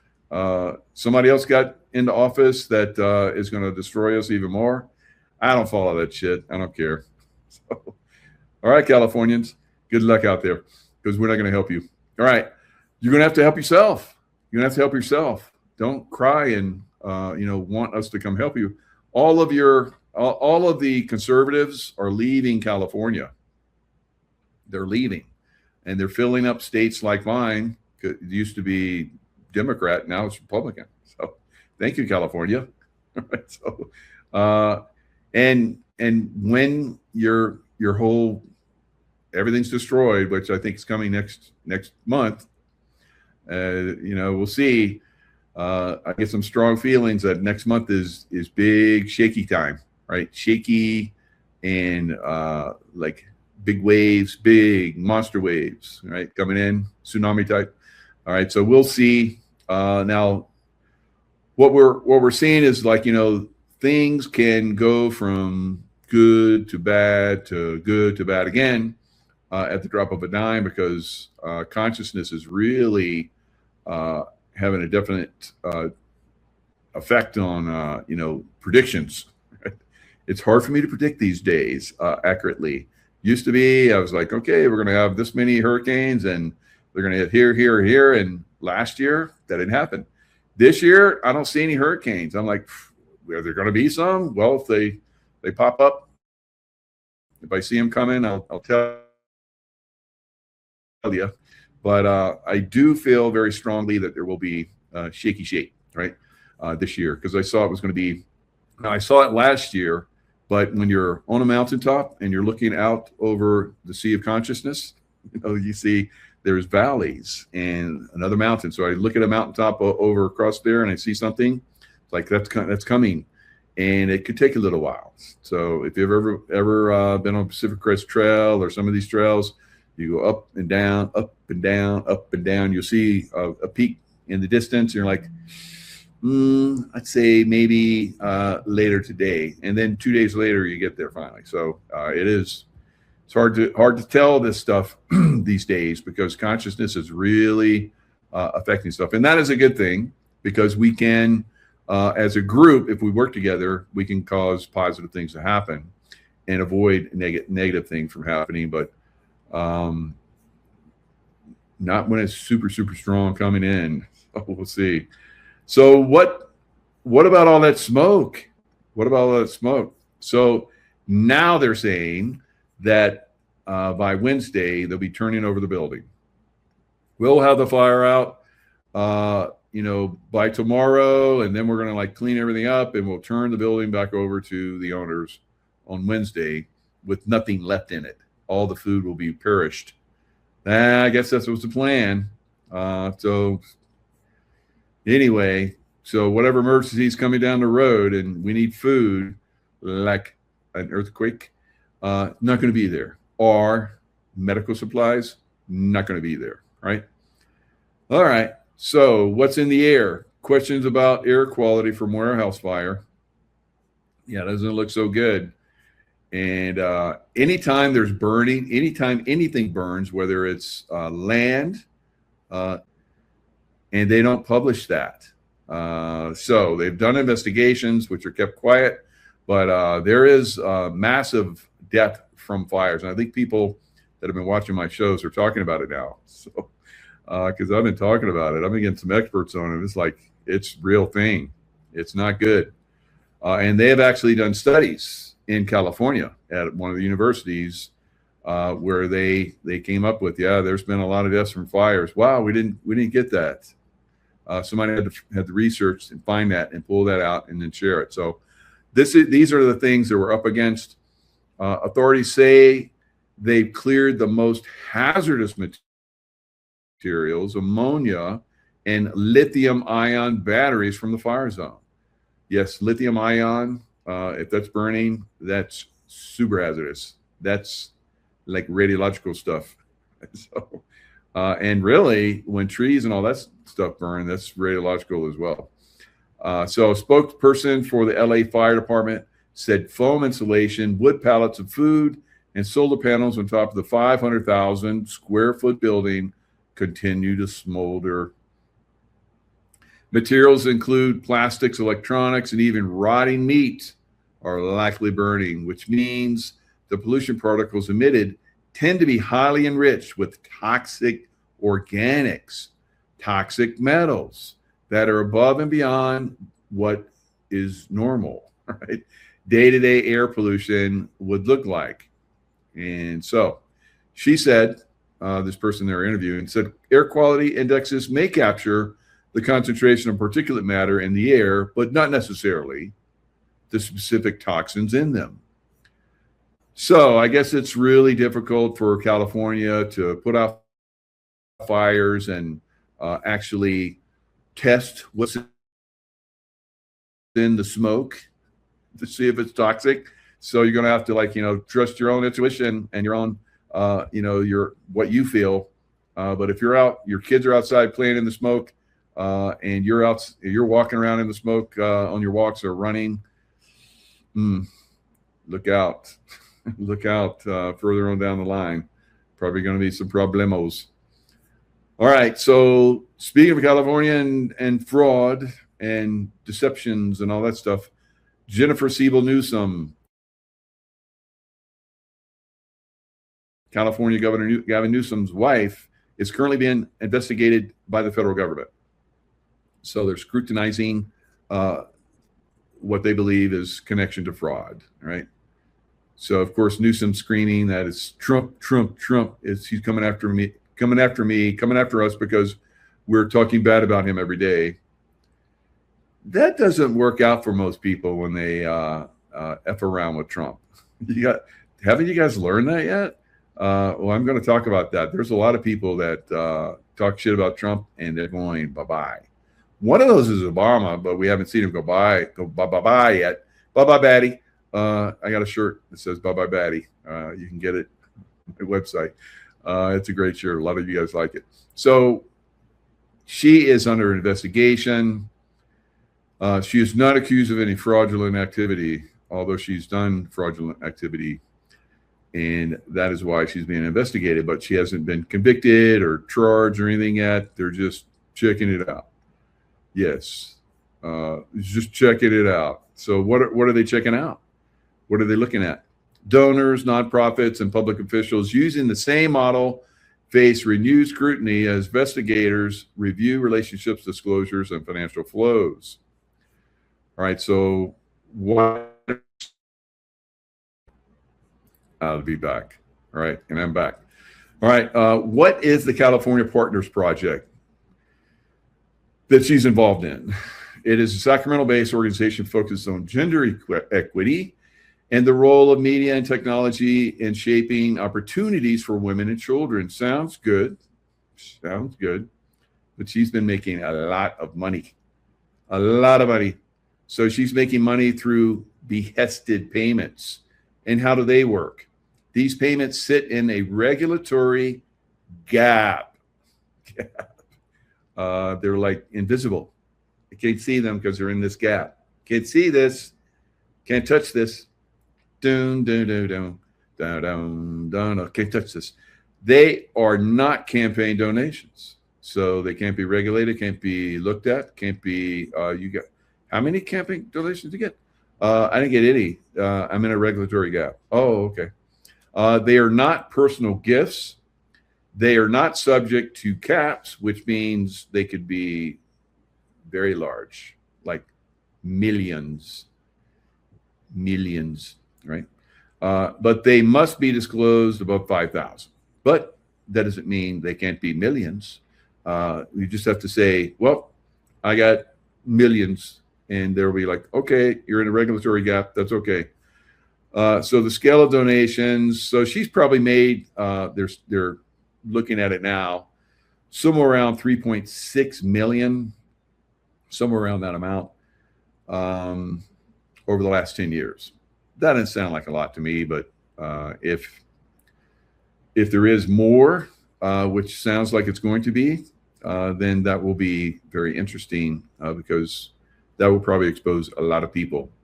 So once you set the precedent in one of these fraud cases, which we may be seeing with her and Gavin, then it's going to be dominoes for all the Democrats. Some know they're using these, and of course some Republicans. But it is. I'm coming in good now. Good, thanks. But it is what it is. So let's look at the future. The future. What does the future bring? It's going to be very interesting. It might not be as we have anticipated, but Elizabeth April, I think she does a really good job of talking about timelines.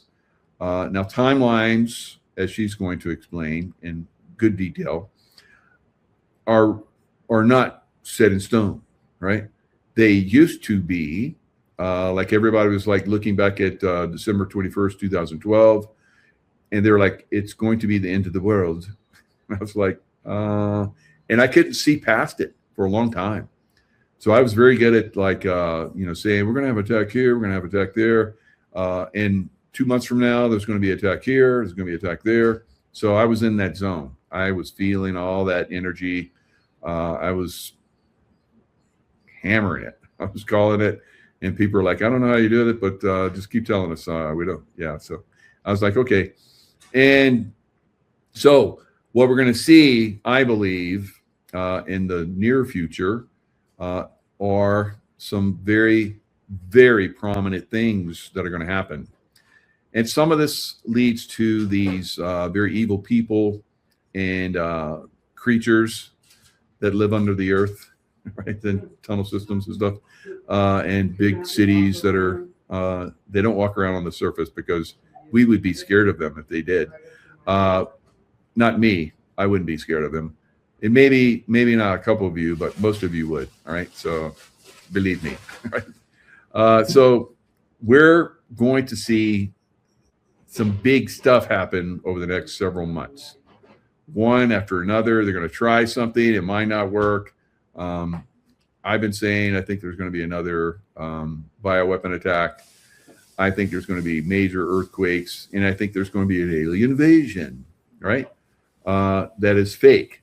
Now, let's see what Elizabeth says about this.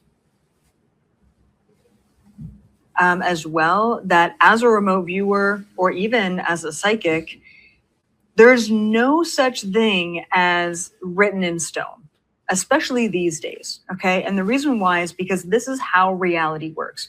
Reality works based on a series of timelines. Every choice an individual makes sets us in motion in a different timeline. This is literally quantum mechanic, or I think it's called multiple world theory, but I don't really know the words behind what I understand this reality to be. And so now when we look at the collective future timeline and the future path of the collective, there are literally an infinite amount of different timelines and potential realities that could occur. Now, 10 years ago, 15 years ago. Now, she mentioned the word collective, right? This is super important because those of you that follow me, Nino, Scott, and some other really good people that are revealing information. And we're like, okay, let's pray for Nino. And so today he looked amazing, right? Prayer is very positive. It's very, it can shift maybe some attacks that he might have had etherically. Who knows? All right. That's what I was getting. But, it could be, health issues like he talks about. Because a lot of people just are not in this realm of consciousness and knowing that consciousness does affect reality, right? So, fortunately, Nino believes in the consciousness reality of prayer. And so that helped him tremendously. Because if you're not open to it and you discount it, it's probably not going to work as well, or if at all, right? Or if all. All right, so let's listen a little bit more. This is a consciousness movement that we're in right now, guys.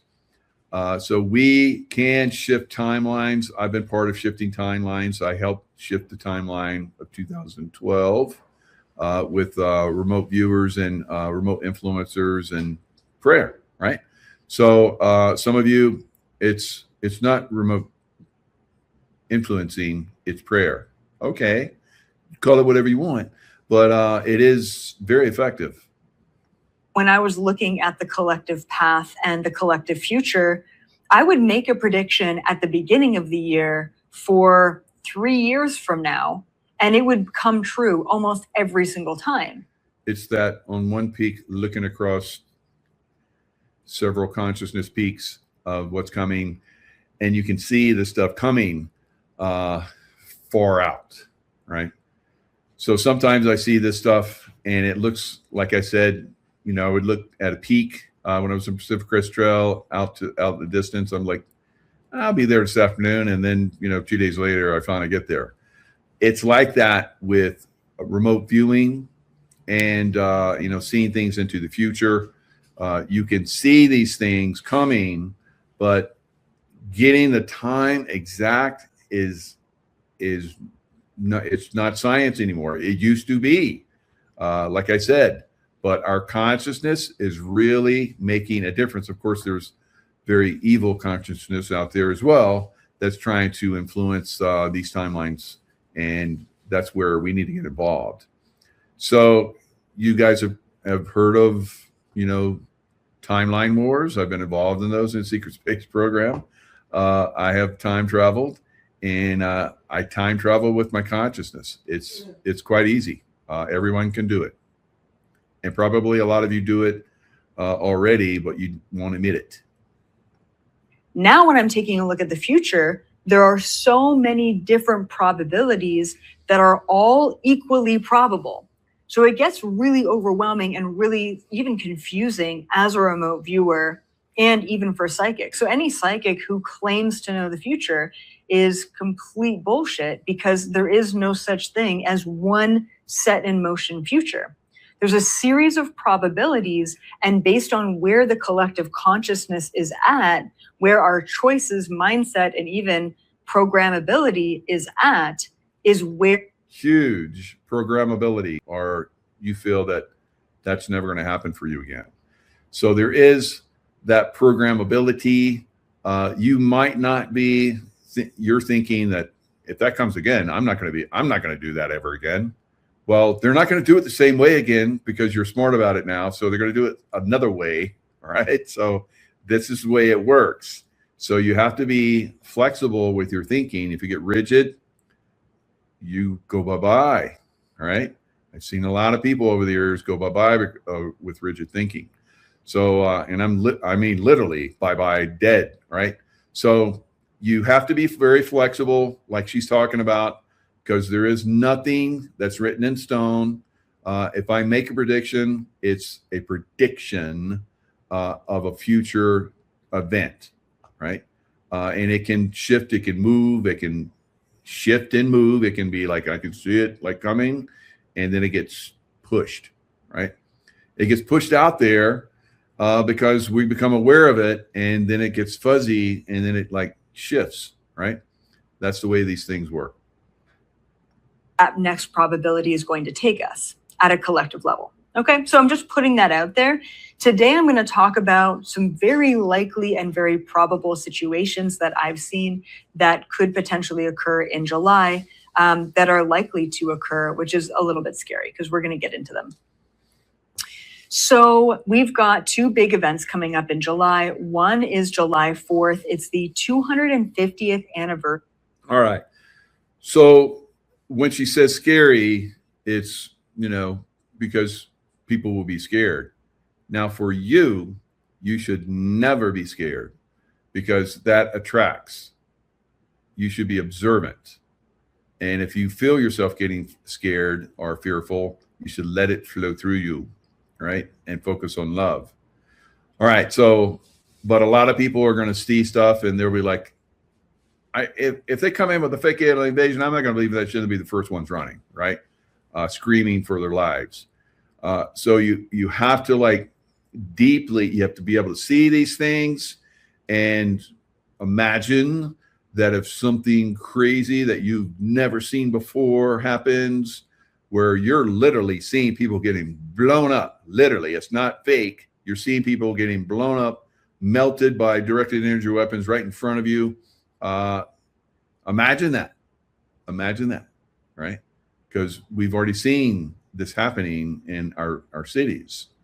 All right. So this is already starting to happen. So if that were to happen to you, knowing that there's a possibility, it should not make you fearful. It's like, dang, I heard about people getting fried by direct energy. I'm getting the hell out of here. So you're moving, it happens to you. It's like you see everybody's cars, like bursting into flames in front of you and your car is stuck in traffic, you're getting the hell out of the car and running for your life. You're not going to stay there.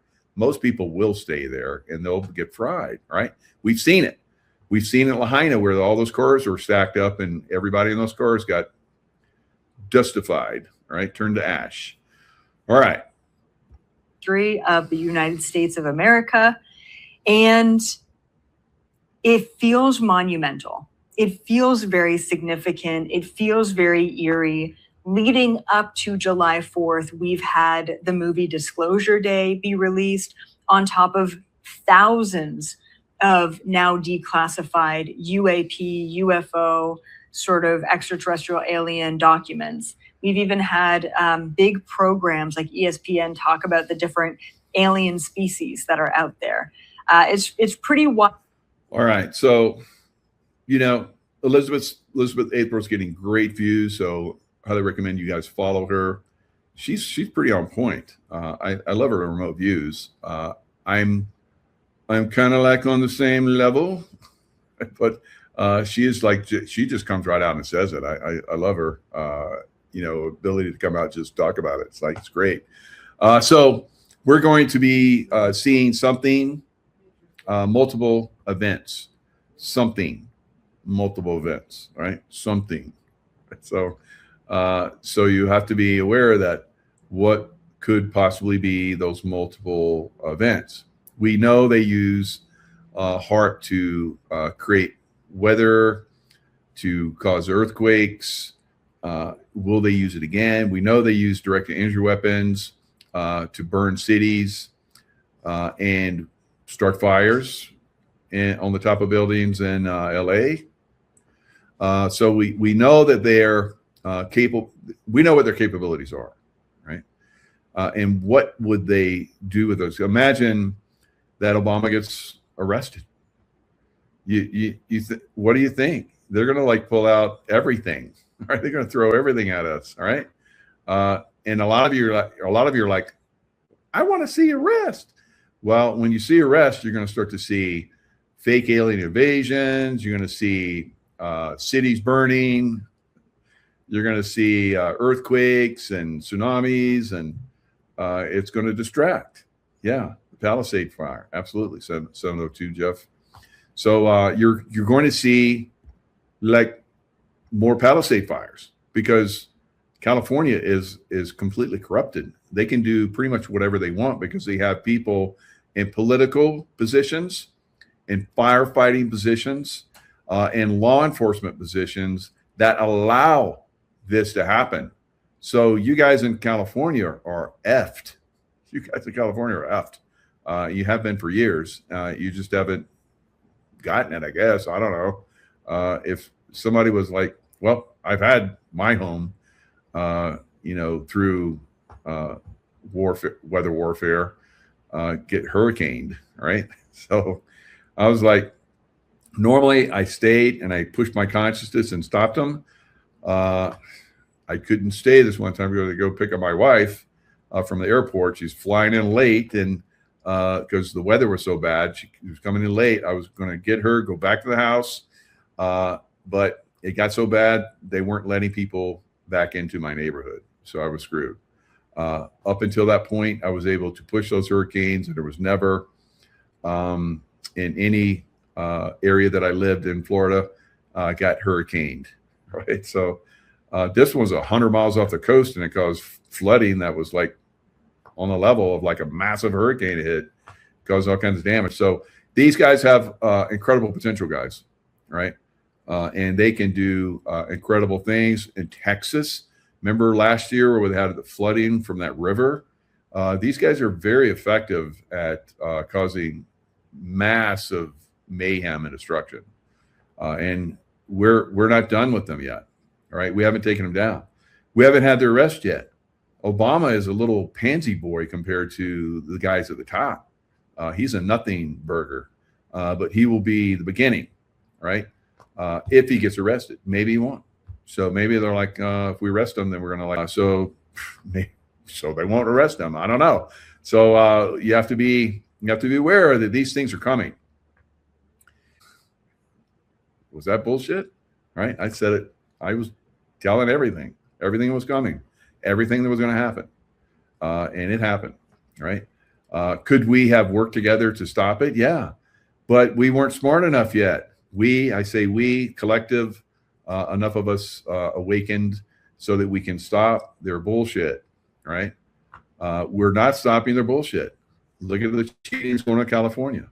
This being exposed, but is anything being done about it? Not yet, right? Not yet. So until things are starting to transpire where we start to take these people down, and I don't think we should go, well,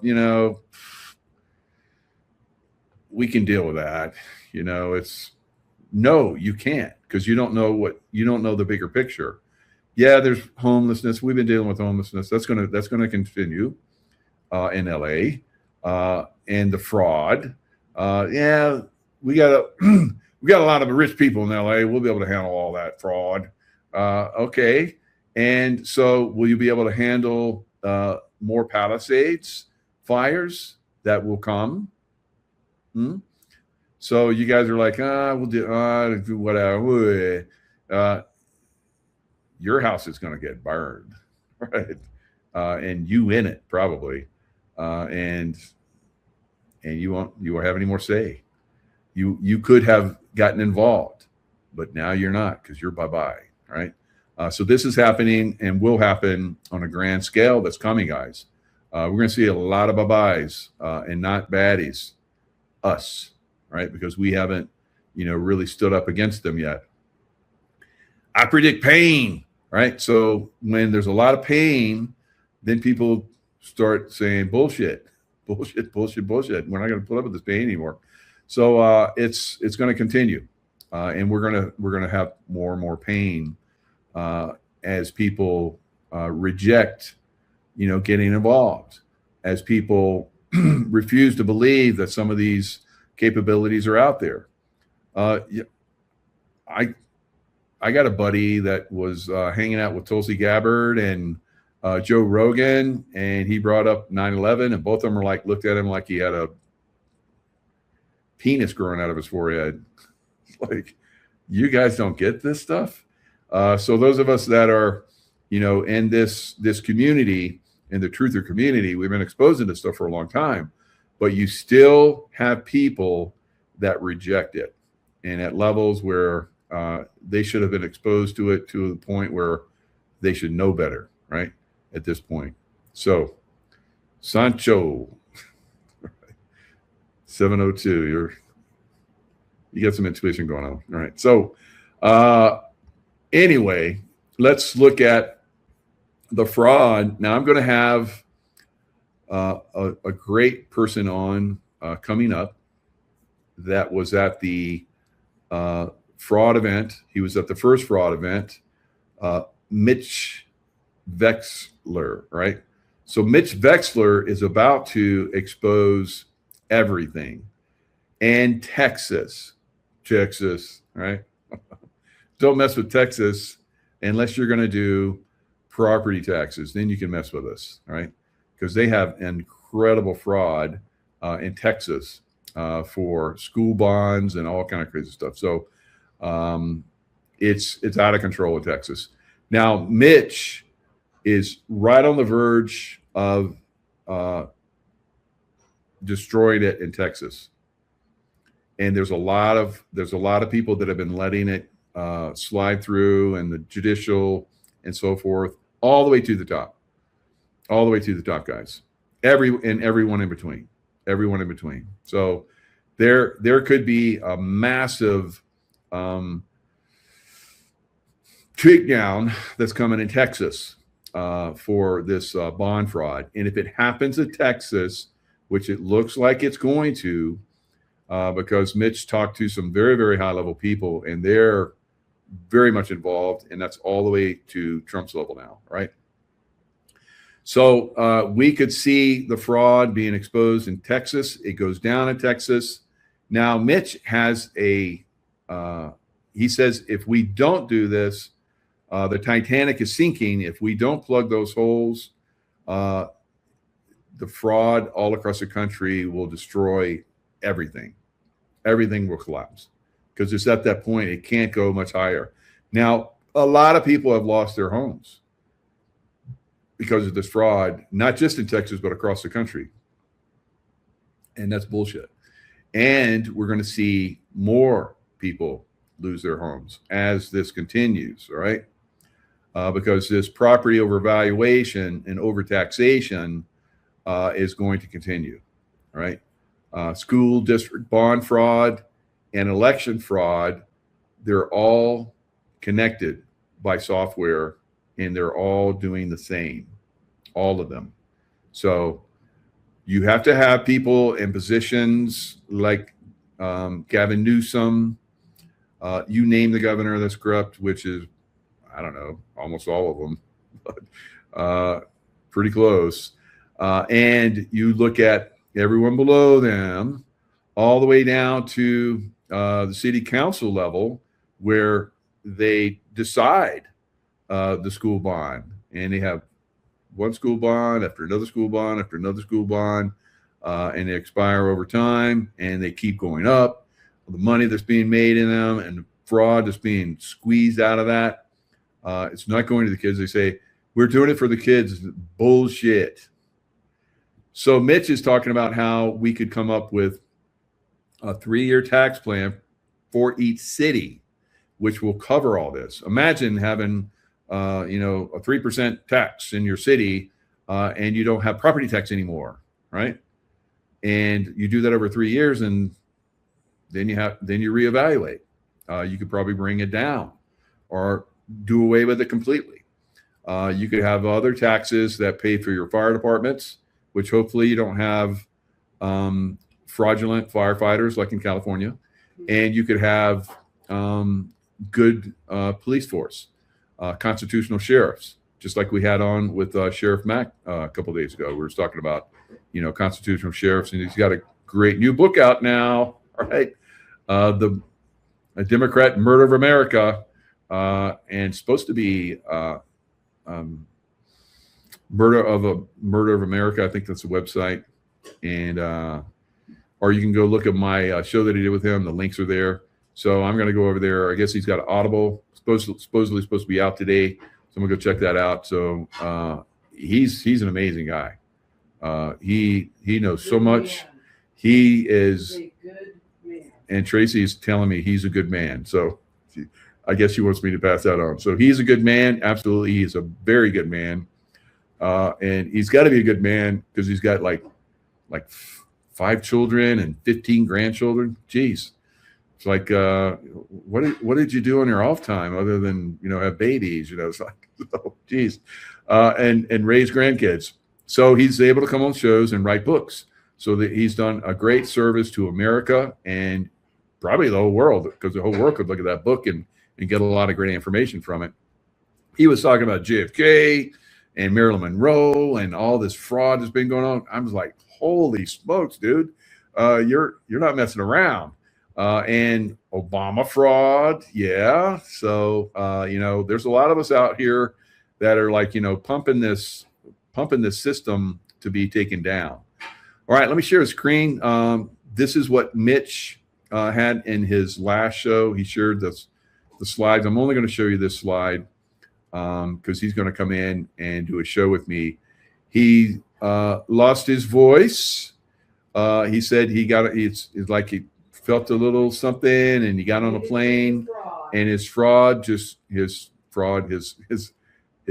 just went whoop, gone on the plane. So there was a lot of people got attacked at that event. A lot of people. So here we are. 3 fronts, 1 fraud. 3 systems, 1 mechanism. Fraud by software equals fraud by intent. This is what's going on in all of our cities, every county, because they showed the fraud in every county. How many counties we have in America? It's like thousands, 3,000 or something crazy. Let me get up. Counties in America. Counties in the USA. US of A. List of counties. I just want the number, guys. Come on. What's the number? Give me the number. 3,244 counties and county equivalents. So every single county that had the voting machines, they could see the fraud in every single county. In 2020, it's not over yet.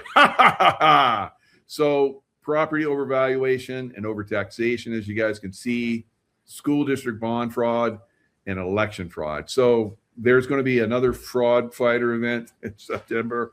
We'll put the information out. I don't, let me see if I have it. I know I have it, but yes.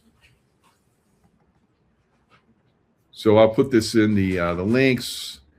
Don't go look at it until I get my hotel reservations. So, it's gonna be sometime in September. Right? So I'll put the information up soon after I make my reservations. And sorry to be a little cheesy, but it's like every time I put this out, I go to like, oh, okay, I put it out. Now I'm going to go over and do mine. And it's like, it was a great event, incredible information that was put out. Of course, I'm going to have a lot of these people on, and we're going to talk about it. Mitch is one of them once his voice is cleared up. But he wants to come on ASAP because he's going after this fraud. And there's a certain gentleman he's going to talk about in Tejas that is a baddie. And so he wants to put pressure on that. And we want that system to be taken down. Again, if there's enough of us that are pressurizing it, then we will have a timeline that will happen that we want. Right? So that timeline should be the fraud is exposed, and a lot of the baddies in Texas that have been pushing it get arrested, because this looks like it's going to happen. And if that happens, it's going to be dominoes in every county in the U.S. of A. All right, 3,244, something like that. Pretty close. All right, so wow, that's going to be great. And we might not sink in the Titanic this time, and have a new Federal Reserve. All right, so you guys see that Alec Greenspan just died? Of course, that happened at the Father's Day solar, solstice. So Father's Day is on solar solstice, and first day of summer. And so we got he passed away, and Clive Davis, who's basically that baddie that took all the stole money from all the so we'll talk. Oh my God, a little bit of he was 100 years old. That's right. And we'll see.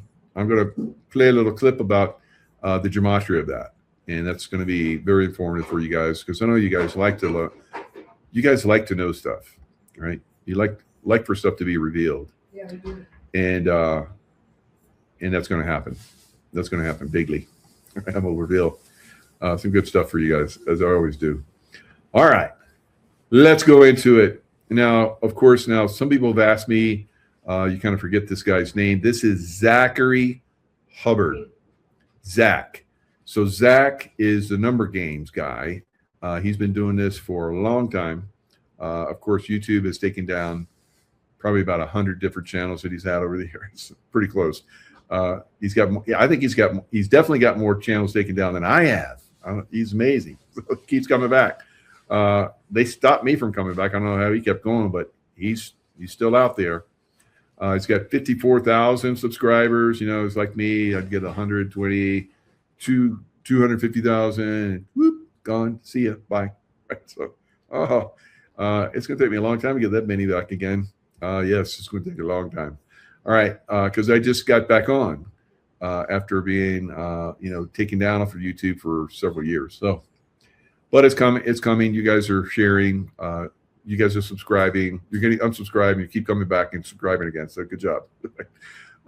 And then getting the notices and not getting the notices, because you have to redo that because they keep shutting that down. And you can't find me anywhere unless it's like someone that's stolen my work, and it's like there's people out there like they're taking my face and they're like making it into something else. I'm like, it doesn't even look. You make me look older. Stop that. So it's like so stupid. It's so ridiculous. All right, let's look at what Zach has to say. He crushes gematria. This is the Jesuit stuff, and we know from Leo Zagami the Jesuits run the world. Welcome back, True Seeker. It happens every solstice. Yesterday, June 21st, the summer solstice for the Northern Hemisphere. So many bodies connected to Clive Davis over the years, the biggest of which was Whitney Houston, who died at 48 in the bathtub on the Vatican's birthday. And go figure that Clive Davis is now dead 48 days before Whitney Houston's birthday anniversary. We'll get to why it matters that she was born in 63, would have been 63 years old come this August 9th. And I'm actually going to start with Alan Greenspan because we've recently been collaborating with the channel, The Architects of Humanity, and he's got his main guy, Mr. X, that comes on. And twice now, I've talked to them about the Federal Reserve, and last night got a little pushback on the Jesuits running the Federal Reserve. And again, the only reason you get any pushback on this information is because people just don't have enough information. They haven't done the homework that yours truly has. Again, I don't mean to toot my own horn, but I don't think there's anybody walking this earth that's done better research, better homework, or more of it. And, you know, just to make a long story short, Alan Greenspan, the 13th head of the Federal Reserve chair, which has the 13-month cycle, a big number that has a lot to do with our currency. And, of course, Federal Reserve 143. Apply numerology, Federal Reserve 71, just like Alan Greenspan, just like the Society of Jesus, which is what Arturo Sosa is, the head of the Society of Jesus, which is the thing that runs all things. Again, we're speaking their language. We're on their calendar. And again, the average person doesn't know about any of this because they haven't done good enough homework. All right. So you're not the average person from this day forward, right? And Zach is the man that reveals this stuff on everything. You know, you may not, I don't agree with all of his stuff. You know, he's a little Trump hater guy, but I still enjoy and benefit from his work. There is a lot of information that he shares that's very, very relevant. You start to see the pattern in things, start to see the numbers, and you can predict certain things that are coming up like he does. And he does this all the time for sports. He's like, if you're into sports and you're into betting, you should be following Zach. For me, I don't want to make money I want to get my money dirty. All right. So I'm not doing it. So, and I don't want the repercussions of having dirty money. So, but if you are into it, good for you. All right. So follow Zach. He'll give you great insights on using gematria, who's going to win in sports. And I did that many years ago. And I showed you guys who's going to win the Super Bowl, and you know, it worked out just like I said, because I looked at not just the numbers, but I looked at other things that are out there too. Because I'm a big picture guy, right? I look at everything, and bread and circuses. That's right, Jeff. You're putting out some good stuff, man. 702 Jeff, you're good. You're crushing it today, guy. All right, thanks for being in the chat. All right, Janet, I'm listening but cooking. So just wanted to say hi. Federal Reserve and IRS, et cetera, it's got to go bye-bye, right? So, right. We're going to see it all go bye-bye. Thank you, President Trump. And so, again, if you mess with the Trumpster, because he's a man of God, and he's on a mission from God, you're going to go bye-bye, right? And that's what we're seeing right now in Colombia. And so you guys might remember this. This has been a little while back. I was like, oh, you're gonna pay for that, bro. you're gonna go down. So Colombian president responds. This is back in January of last year. Says, I don't like to travel to the U.S. very much. It's a bit boring, said President Gustavo Petro on Sunday back in January of 2025. And he was talking about President Trump. And President Trump had just visited him. President Trump, you know how he visits somebody and he goes, he's great. We had a great conversation, all this stuff. he's basically telling you this guy's a shitbag and it's gonna blow up on him. So he wrote, "You don't like our freedom." Okay, so he's talking about Trump. "I don't shake hands with white slavers. I shake hands with the white libertarians, liberals, heirs of Lincoln." No, Lincoln was all right. So, and the black and white farm boys of the USA, whatever, dude. All right. So he goes on to say, "You can try to carry out a coup with your economic strength and your arrogance, like they did with Allende." He added, "I resisted torture and I resist you." All right. So he's going bye-bye. All right. So bye-bye, baddie. We love it when baddies go bye-bye, don't we? And he is going to go bye-bye. All right. Trump-backed political outsider wins Colombia election. Initial count shows. All right. So they got through the initial count shows. Did they have mail-in ballots? All right. So we know that Venezuela, was part of the illegal ballot machinery and all that stuff. And with Maduro being taken out and revealing on these guys, I'm wondering if, all of South America, which it seems to be doing, is dominoing, right? And I think that's coming. So right-wing candidate Alvaro de la Espriella has narrowly won Colombia's presidential election. An initial vote count shows, marking a dramatic shift in how the government will tackle the country's internal armed conflict and violence. So he was endorsed by Donald Trump, has pledged a military crackdown on illegal armed gangs and groups. Finally, drug trafficking and crime. So finally, across South America, Central and South America, we're going to see these drug gangs being taken out. Now, I believe in Mexico, we have special teams that are doing that right now.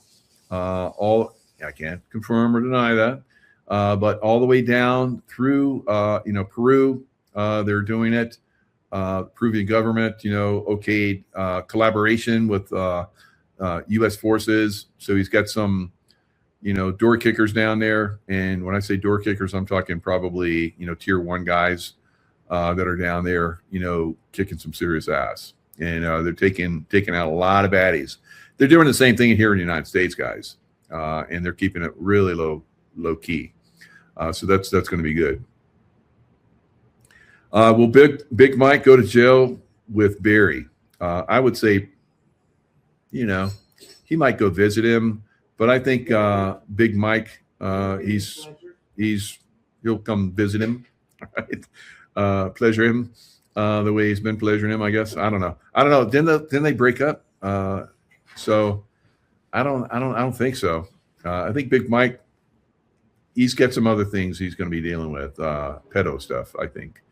So we'll see, a cell together. That would be too convenient. I think Obama needs to be in a cell by himself before he, goes to visit somebody that's going to say bye-bye forever, right? Somebody, the hangman or the firing squad or something like that. I don't know. Are we going to get to that point? I see it. Right. I've been seeing it. I've been talking about it. So again, I see it in the distance and I can't tell you exactly when, but it's coming. All right. Now, one bad thing that bad boy did before his last day or his last hours was to approve a long-range missiles hitting, being used by Ukraine, being fired into Russia. So he's as evil as they come, guys. All right. So let's see about this boy. He's a gay boy. He likes gay. He got exposed for being gay. And they're like, yeah, whatever. I guess, in England, it's okay. Gay. Say, he's a politician. He's gay. He's like, you switch it or he goes with everybody. Yeah, okay, that's okay for you guys. Well, we got that here in the United States too. We got that with Obama and Big Mike. So, I mean, I'm not throwing stones, but Keir Starmer is definitely like Obama. And cried. Really. And when I leave the biggest job in the country, I shall spend more time on the most important job, being the best husband I can to my fantastic wife, Vic, who has been a rock by my side through good times and bad, and being the best dad I can to my beautiful children, who are my pride and my joy. Thank you very much. Gay, very gay. All right. So, it's about, another one. It's good to see him go bye-bye, right? So, don't attack Trump. Don't attack Trump, right? Or you're going to go bye-bye. So, learn from those guys. So be cool, be good, and side with Trump. Now, there was a lot of people that came out and said, yeah, Keir Starmer's gay. He's gay. And I don't really care. It is what it is. These guys do what they do. It seems to be kind of what they do at that level. Now, here's his buddy.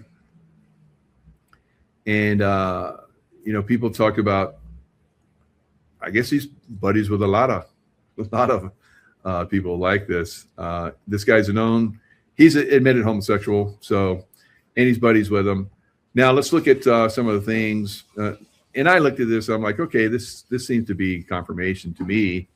I always thought it. I look at people and I go, yeah, gay, heterosexual, gay, switch hitter, gay. And I'm not like looking at people going, is he gay or is he? I don't care. Like I said, you can be whatever you want as long as you're got good morals. You want to hide it, that's fine. I don't care. So anyway, Sir Keir, because of course the pedos that are used to be the royals. I say used to be. I'm not sure that any of them are there anymore, but whatever. They keep that facade going. But they're really into the pedo stuff. And there's people that said that the former queen mommy was she turned into reptilian sometimes. It's like, oh my God. And there people swore by it and saw her eat children. So I don't know. It could be just, trying to, make them look bad. I don't know. So I think it's a possibility.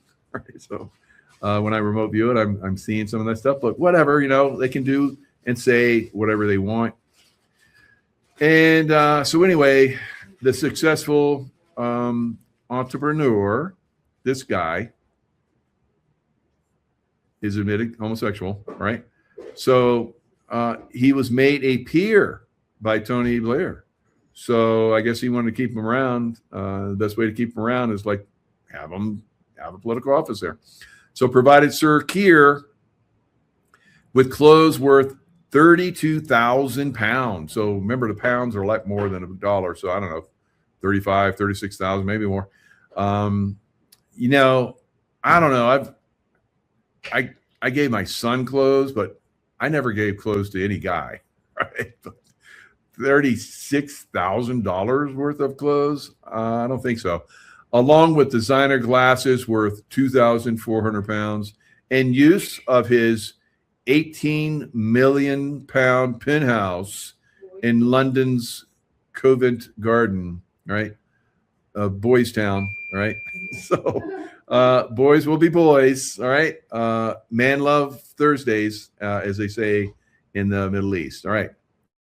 Or is it Friday? I don't know, one of those days. I think it's Thursday because Friday is like their where they get together and fire each other up and go out and blow people up and cause mayhem. But so that's what I saw. I'm just reporting the news as I saw it, guys. All right. So now we have Tulsi Gabbard is revealing a lot of, well, on her way out. And she has revealed some stuff, and I guess she's got some files of, Fauci. And, Biden, before he left, pardoned Fauci. And, all those people that were criminals that the J6 committee said were criminals and so forth, he pardoned them too. I'm like, what? So the J6ers were criminals, and you're like on the up and up, but Biden pardons you for J6? What? All right. So anyway, I guess there's enough stuff on Fauci at this point that even with a pardon, they could still get him, it sounds like. So is he going to be the first arrest? Somebody's got to be the first. All right. Who's going to be the first? Who wants to raise their hand who wants to be first? Raise your hand. All right. Like school, right? First grade. And everybody's like raising their hand. It's like, that's the way these knuckleheads would do it. All right. So now I want you guys to remember that Tulsi Gabbard had lots of boxes in her office that the CIA came in and got, or so we're told. Now, the CIA says, we didn't do that. So who got those boxes? All right. So these boxes had stuff on JFK, MK Ultra files. They were supposed to do a MK Ultra, conference or something, congressional investigation, which was supposed to start, I think, last week. And it didn't happen. It didn't happen. And that's very concerning. So they couldn't have that because the files were taken from Tulsi Gabbard's office. And they were supposed to have more JFK investigation stuff. And you guys know that I've had, some people on my show that, claim to be the shooter behind the fence. And they didn't want to like talk to him. It's like, what? It's like, what's going on here? Are you guys trying to hide stuff? So anyway, Kathy O'Brien's such a sweet, beautiful soul. Saw her at the Fraud Fighter. She came out there. She said, I don't think I'm going to be able to make it. So a lot of you, contributed. She came up on stage, and, probably more donations are coming in. She wanted to have at least $35,000 to help, recover, because her house was taken out by directed energy weapon storm. And it only affected her house, and boom, like that, it happened. Wow. So does that relate to these files disappearing? Because she was going to testify. How about that? So I don't know about you guys, but I think Tulsi Gabbard's a baddie, right? Now you're like, well, President Trump has let her, resign. Why wouldn't he say something? Have you ever been through a divorce, or had anybody that that's been through a divorce? If you haven't, or know somebody that was involved in a relationship that was like not so good, right? And they just quietly went away.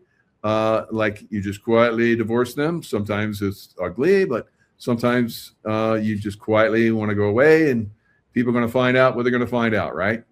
That's probably what's going to happen with Tulsi Gabbard, right?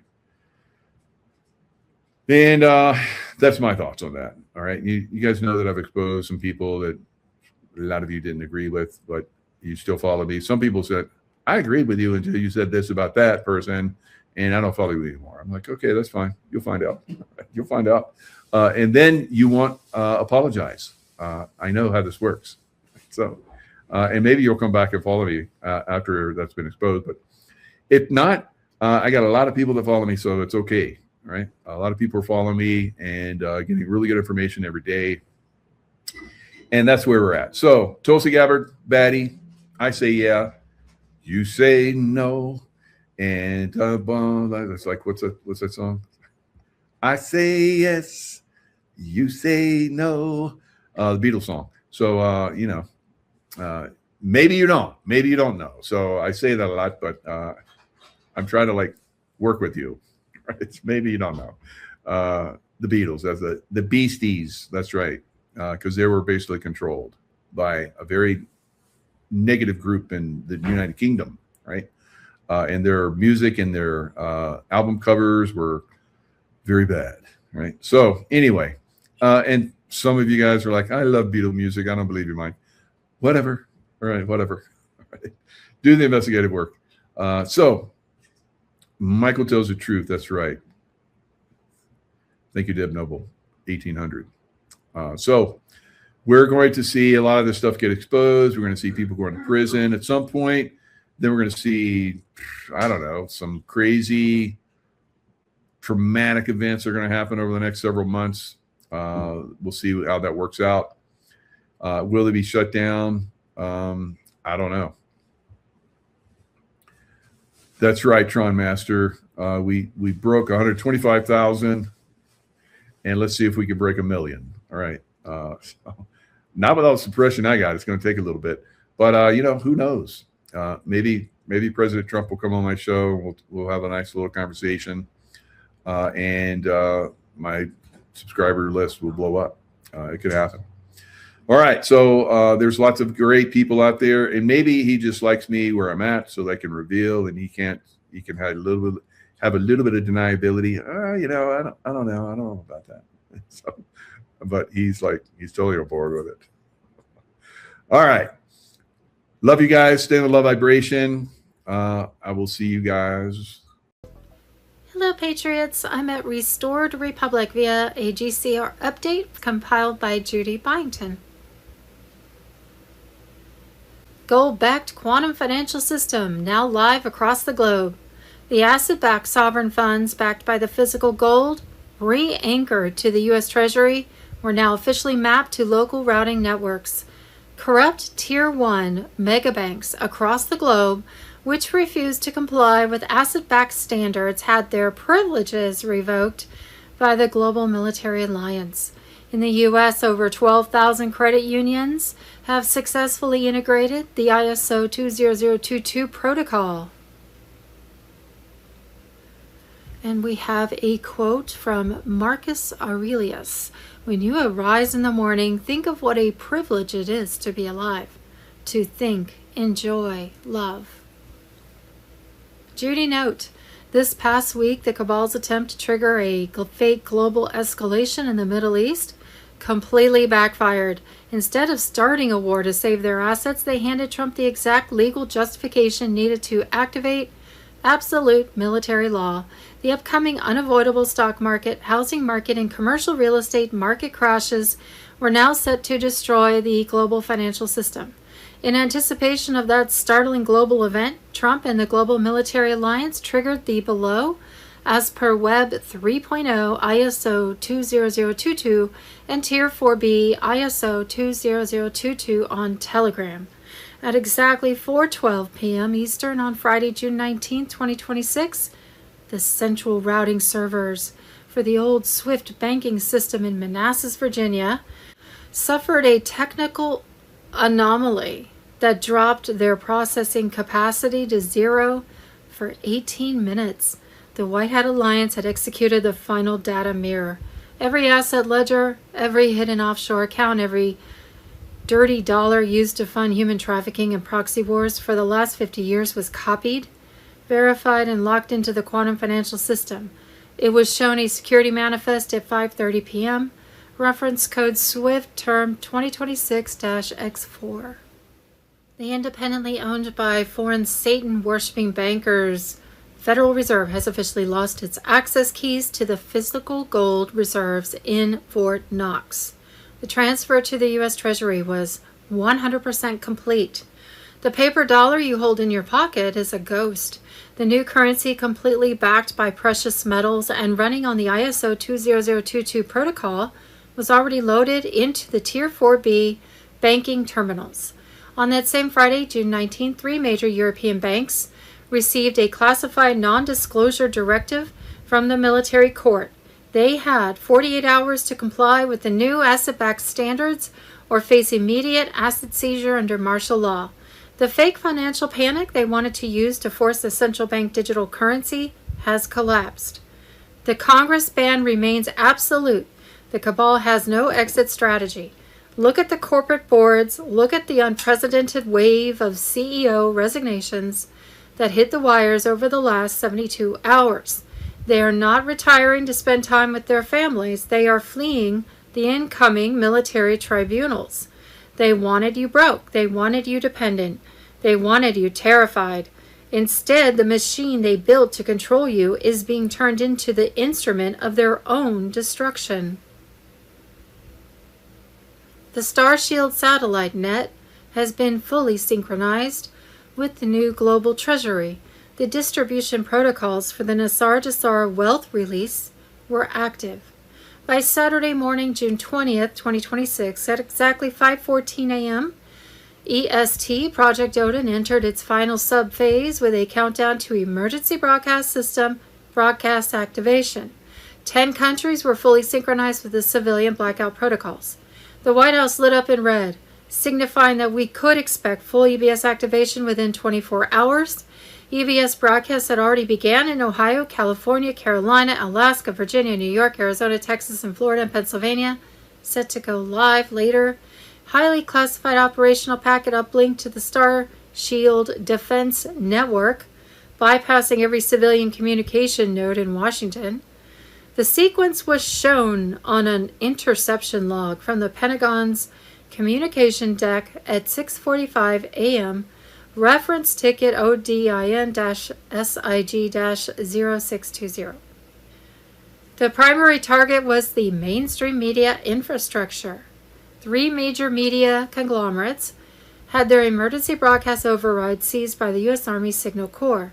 The back doors they used to filter out the truth were gone. When the switch was flipped, they will not be able to cut the feed.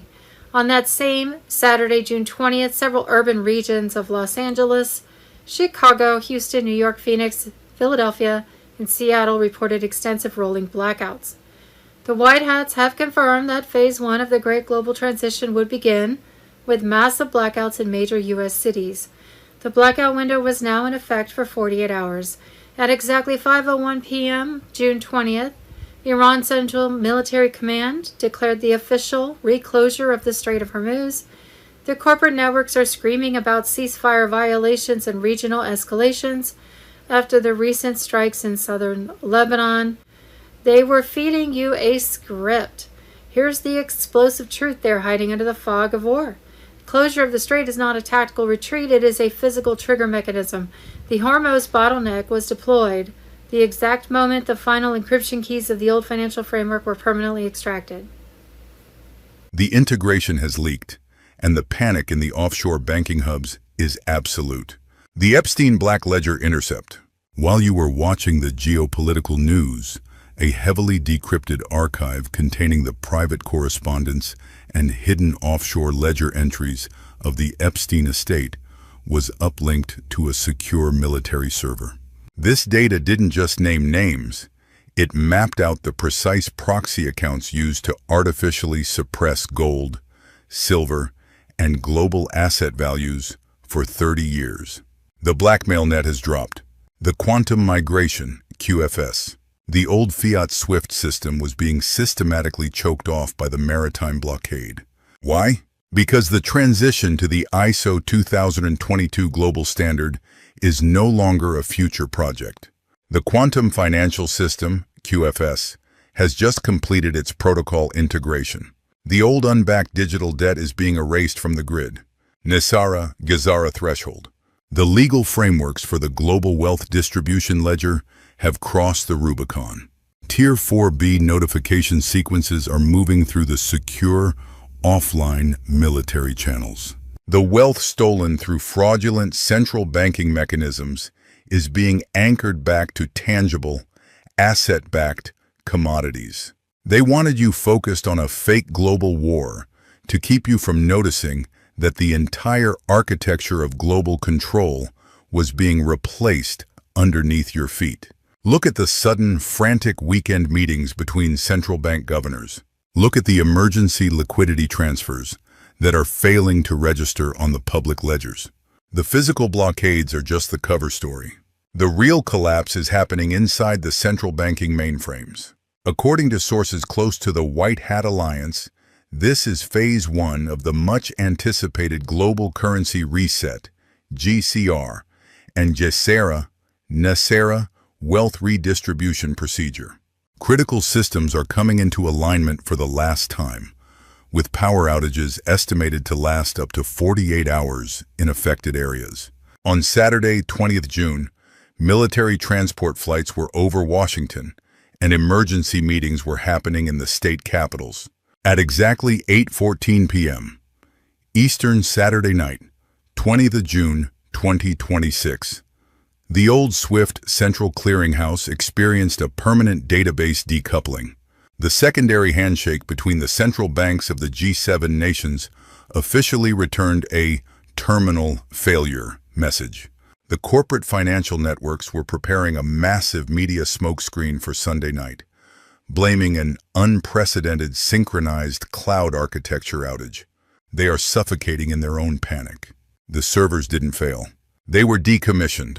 The quantum financial system, QFS, has just assumed 100% control of the global ledger. Reference log, QFS Bridge ESO 2022.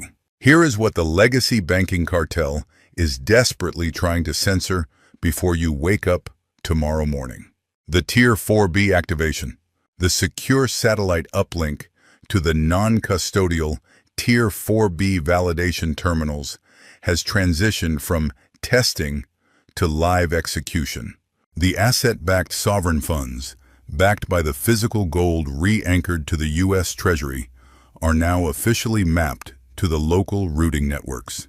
The quantum handshake, over 12,000 regional and local credit unions have successfully integrated the ISO 2022 protocol over the last 4 hours. The corrupt Tier 1 megabanks that refuse to comply with the asset-backed standards have had their settlement privileges permanently revoked by the military alliance.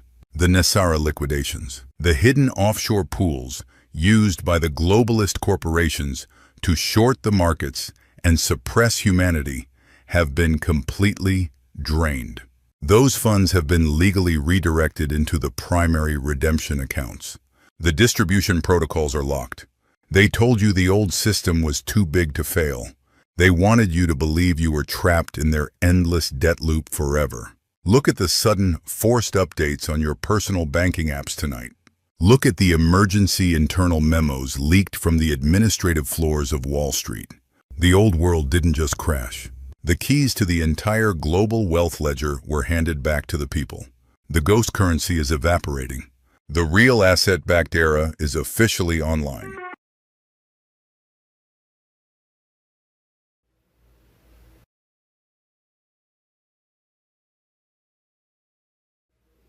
Ken and Barbie versus Goliath IRS update, June 20th, 2026.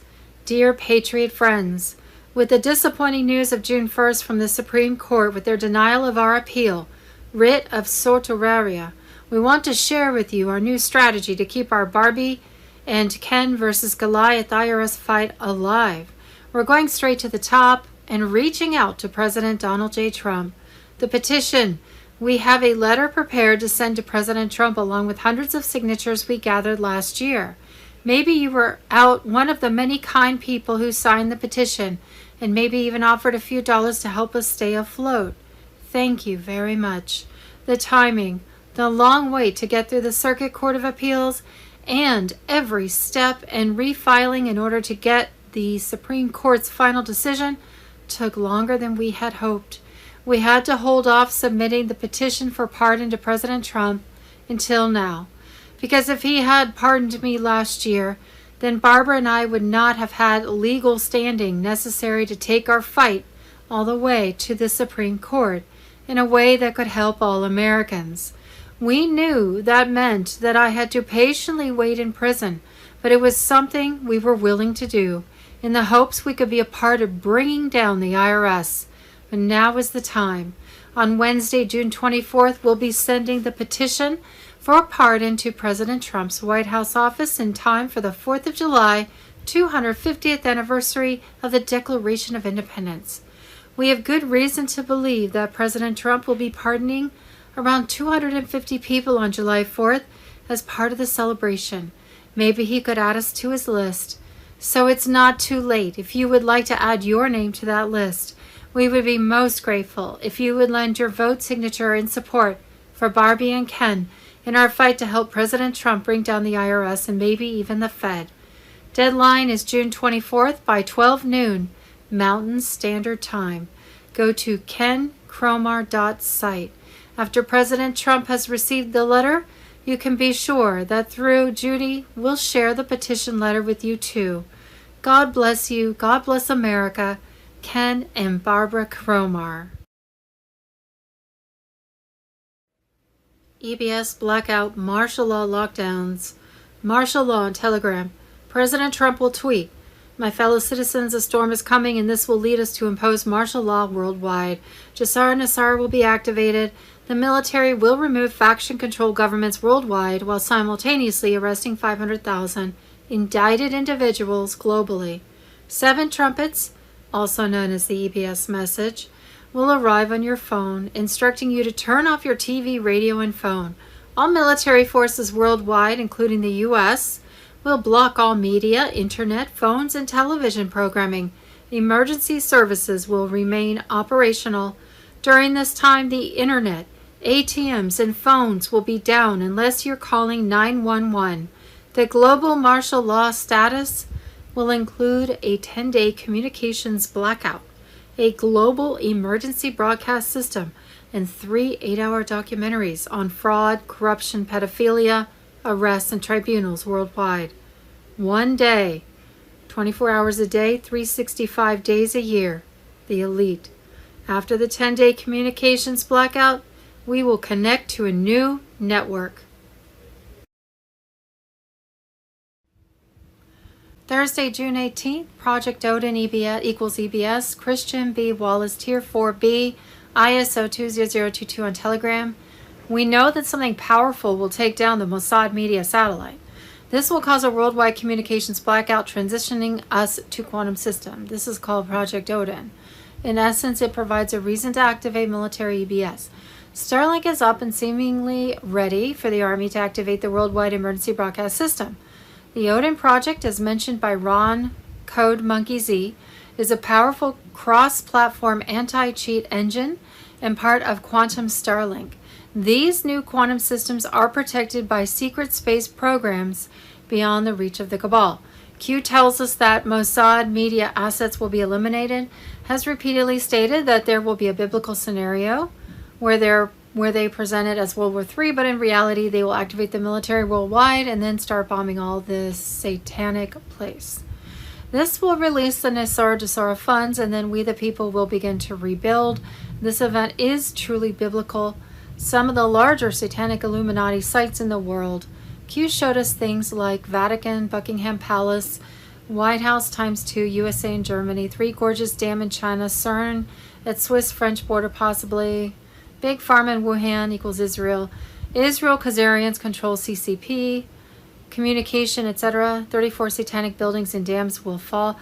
Now, I did hear from G&D Code on one of his interviews that the plans had changed regarding bombing the 34 satanic buildings. I don't know what if they're gonna do something different. I have no idea, but that's what he said. Many events will also take place, such as rods of God, direct energy weapons used on Satan targeted sites worldwide.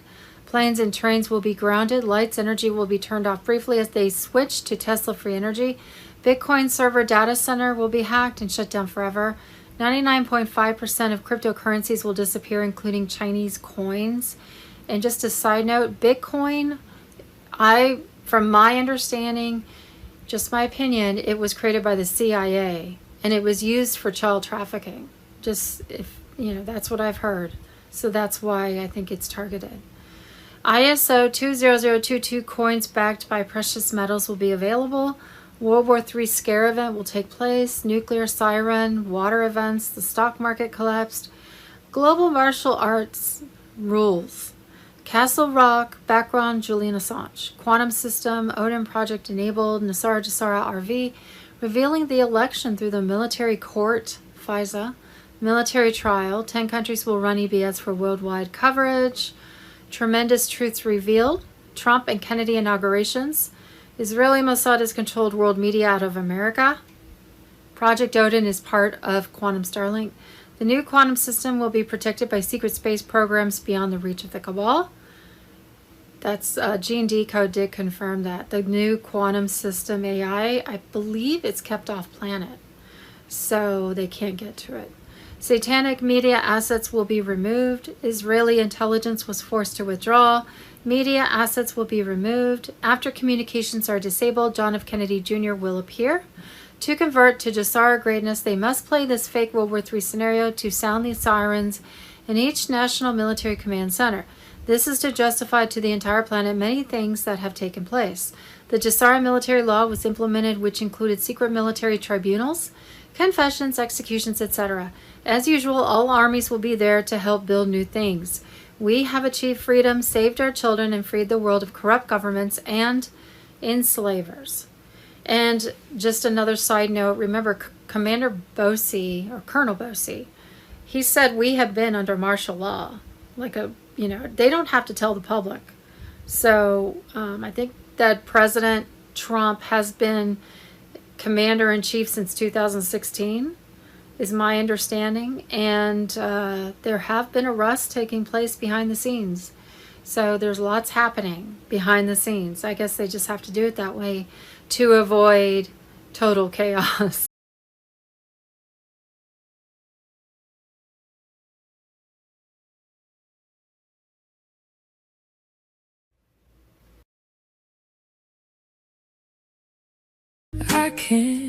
What we think we know as of Sunday, June 21st, 2026.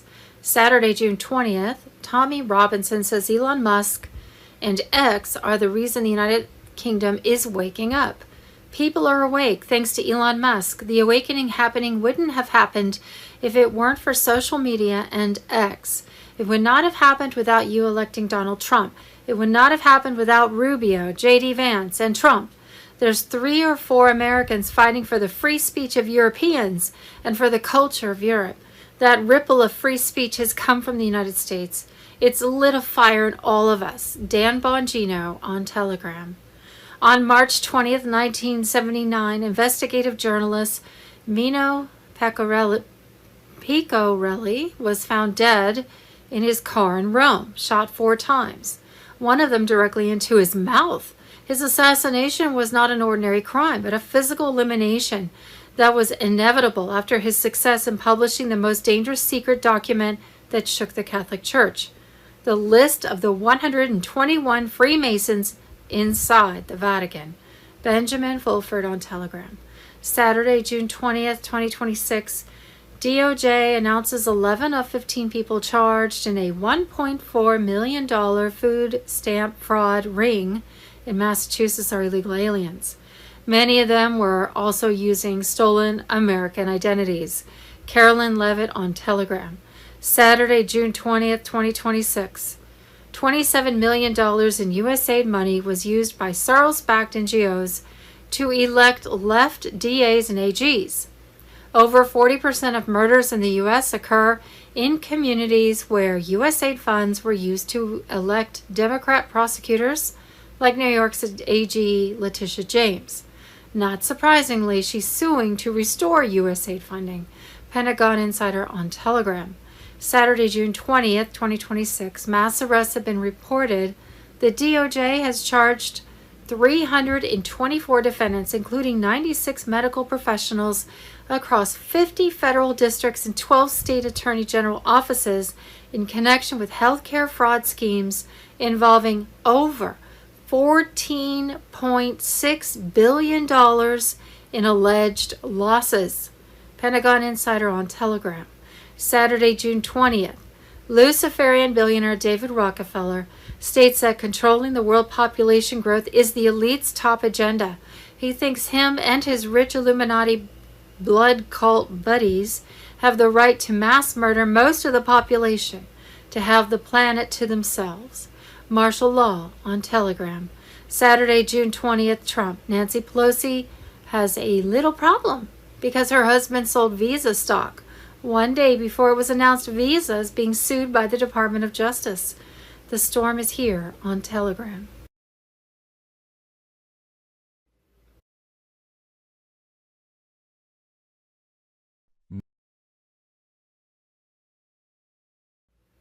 Saturday, June 20th. Breaking. Mass arrests and secret tribunals underway. Gitmo now on Telegram. The storm has arrived. High-profile arrests are flooding Gitmo. Deep state operatives are being rounded up, and the world is on the brink of an unprecedented purge. This is bigger than anything before. Secret military tribunals are running at full force, and the list of names will shake the world. The deep state crackdown begins. For years, whispers of military tribunals and deep state arrests were dismissed as conspiracy theories, but now Gitmo is overflowing and new detention centers are popping up worldwide. Honduras, Spain, Santa Cruz Islands, Antarctica's hidden military base, all filling with traitors who once ruled from the shadows. U.S. military takes control. The Supreme Court has been bypassed. The Insurrection Act has been activated, and secret trials are happening under military jurisdiction. Justice is no longer delayed. It is here. Gitmo alone is at full capacity, forcing military forces to relocate thousands of deep state operatives to offshore black sites. High-level names are being interrogated. Deals are being made. Some won't make it out alive. Mass tribunals? Who's next? The Biden regime's handlers are panicking as military operations accelerate. Convicted traitors are facing swift sentences. Executions have begun. The list of those already sentenced will leave you in shock. Names like Comey, Brennan, and Gates are only the beginning. The dominoes falling fast, Gitmo. Overloaded with new arrests, Antarctica, a frozen prison for elite traitors, Fort Worth and Puerto Rico, secret holding sites for domestic conspirators. Emergency broadcasting coming. Be ready. The next phase is about to go public. The global deep state is in free fall. Their network is collapsing faster than anyone predicted. This is the moment we've all been waiting for. They never thought she would lose. They never thought we'd fight back.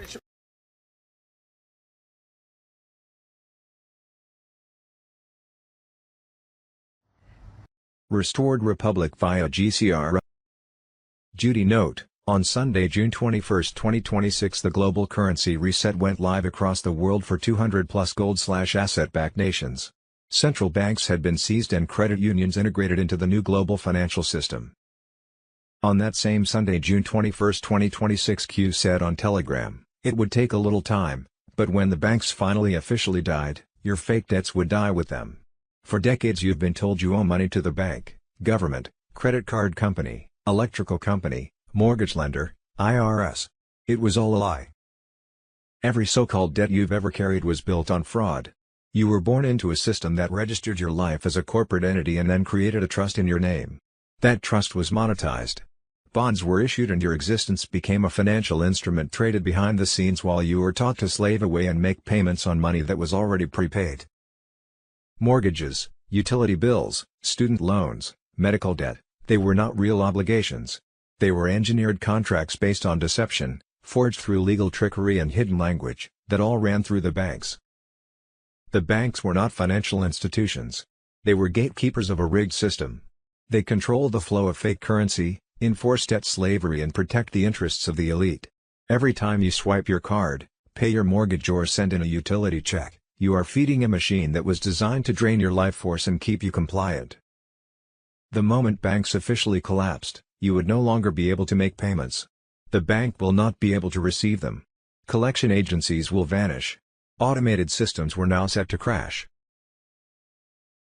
The banks were now dying, and when they did, the greatest lie ever told will finally be burned to the ground. As of Sunday, June 21, 2026, President Trump was at Camp David commanding the fall of the big banks through the global currency reset to gold/asset-backed currency across 200+ nations. At the same time, Trump's global military alliance was escalating mass arrests of Satan-worshipping, child-sacrificing global elite and banker traitors. The gold/asset-backed quantum financial system was now 100% live across the globe, and has been fully operational since Friday, May 1, 2026. This week the Global Military Alliance was overseeing the global currency reset, ZIM bond redemption and currency exchange appointments. Big central banks have been seized, while local credit unions have been integrated into the new global financial system. The Emergency Broadcast System, EBS, activation was imminent, 10 to 12 days of a controlled blackout and temporary martial law. When the EBS hits, you'll witness the fall of the media, banks, elite and their demonic empire as truth floods every TV, radio, internet screen via Starlink satellites. This is it. No more warnings. The traitors will burn. The storm is now. What we thought we knew, but didn't really know and now are supposed to know but don't have a clue. With clones, doubles, made-up movies Hollywood style and Trump's military alliance throwing more popcorn at us, it gets so confusing. Sunday, June 21, 2026. Michael Robinson is Michelle Obama. A trans. Barry Sutara is Barack Obama. A homosexual. Why is that so hard for some people to get? Martial law on Telegram. Sunday, June 21, 2026. Fox News. Barack Hussein Obama's Trash Can Presidential Center is opening in Chicago and black contractors are furious, saying, "We haven't been paid. They have not got their money." A lot of the black community has been protesting outside the library, calling it hideous and replacing their land. The costs to build it ballooned up to $850 million plus. Like his presidency, this is a failure. Martial law on Telegram. Sunday, June 21, 2026. Jeffrey Epstein's butler was caught in an FBI sting in 2009 trying to sell the client and victim list. He told them the entire operation, 17 years ago. And the FBI did nothing. Martial law on Telegram. EBS, blackout, martial law, lockdowns. See Sunday, June 21, 2026. Imminent global blackout, EBS 10 days of darkness, secret tribunals at Gitmo. Over 1,000 elite arrests and indictments unsealed this week, Gitmo TV on Telegram. As of June 17, 2026, the intensity is boiling over. Elite trials have quietly begun, with top cabal figures dragged into military tribunals. Mainstream media is silent, but don't be fooled, their world is collapsing, and nothing can stop it.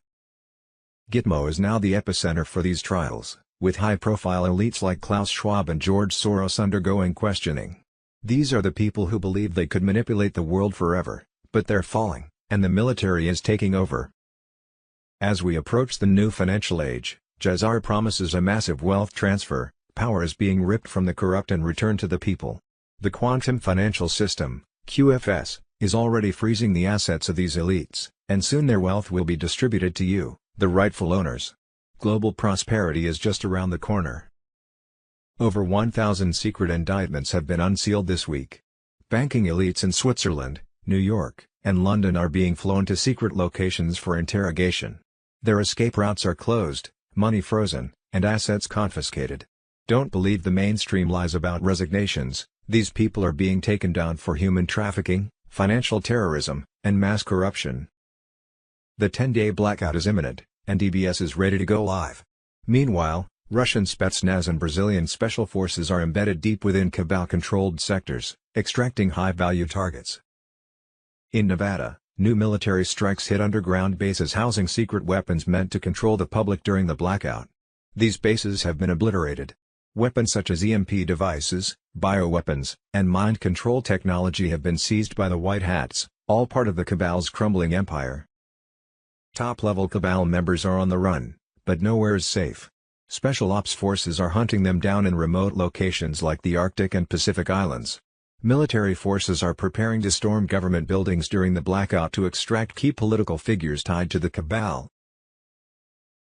Thursday, June 18, 2026. Bruce, the big call. Sources say Tier 4B, us, the internet group, could be notified for exchange appointments Moan, Twos, Wed 22, 23, 24th of June and start exchanges Wednesday, June 24, 2026. Judy note, these two videos may be put out by banks, so be careful about what they represent. What they appear to say was that the RV went live on Sunday, June 21, 2026. People were being contacted to exchange on a rolling basis. It looks like those in Tier 4B will be contacted sometime this coming week. Dinar $40. Dong $29. Reminder, an official redemption center will give you a better exchange rate than at a bank. ZIM can only be redeemed at a redemption center. Sunday, June 21, 2026, Trump speaks out. Sunday, June 21, 2026, the Fed has scheduled an emergency announcement for Monday, June 22, 2026 at 9 a.m. EST before the New York stock market opens. Insiders report they intend to announce a $50 billion liquidity injection to prevent a market crash. Guru Information and Intel, Sunday, June 21, 2026 breaking news, the Clarity Act momentum is unstoppable, 107, JFK Jr., on Telegram. The Senate has officially confirmed a high-stakes meeting next week to finalize the Digital Asset Market Clarity Act. As digital assets continue moving into the mainstream, discussions surrounding the future of finance are accelerating at an unprecedented pace. Many observers believe this could be another major step toward a more transparent and technology-driven financial landscape. At the same time, conversations surrounding QFS, NISRA, JAZARA, and the evolution of global financial systems continue to grow across online communities worldwide. Whether you see these developments as connected or separate, one thing is becoming clear: the future of finance is changing faster than ever before. The world is watching. The conversation is growing. Stay informed. Sunday, June 21, 2026, they told you it was safe.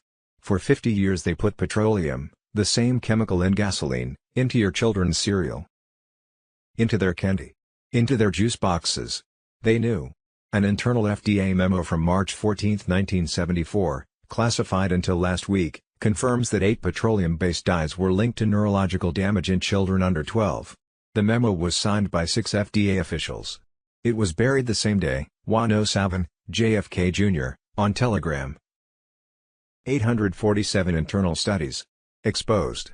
Exposed. Exposed.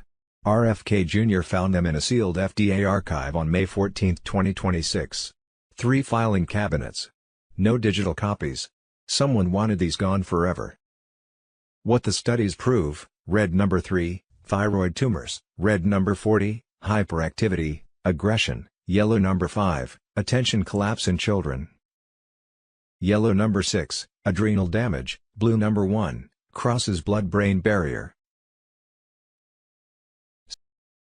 Sunday, June 21, 2026 Mike Pence criminally implicated in classified leaking scandal. Acting AG Todd Blanche made it clear, prosecuting leakers who endanger national security is a top priority. Pence, along with aides Olivia Troy and Mark Short, is now accused of being the main White House leaker during Trump's first term, feeding top-secret information to the media to damage President Trump. This ties directly into the John Bolton classified documents case, with potential Espionage Act violations. The rats in President Trump's inner circle are finally being exposed. The swamp never stopped trying to destroy him from within. Justice is coming, Pentagon insider on Telegram. Sunday, June 21, 2026 Election fraud. Arizona, Maricopa County officials deleted 2020 election results and key databases from the election management system the day before the subpoenaed equipment was handed over to the Arizona Senate's forensic audit team. Arizona canvassers also confirmed a massive 170,000 registered voters' legitimate votes disappeared or were not counted, lost, or stolen in Maricopa County's 2020 election results. Another 90,000 ballots were allegedly cast by non-existent, deceased, or completely ineligible voters with no matching records in the voter rolls. Estimates range from at least 350,000 to 500,000 total fraudulent votes in the Arizona 2020 election. Sunday, June 21, 2026 The Rothschild plan to conquer America for the bankers, Project Odin martial law on Telegram.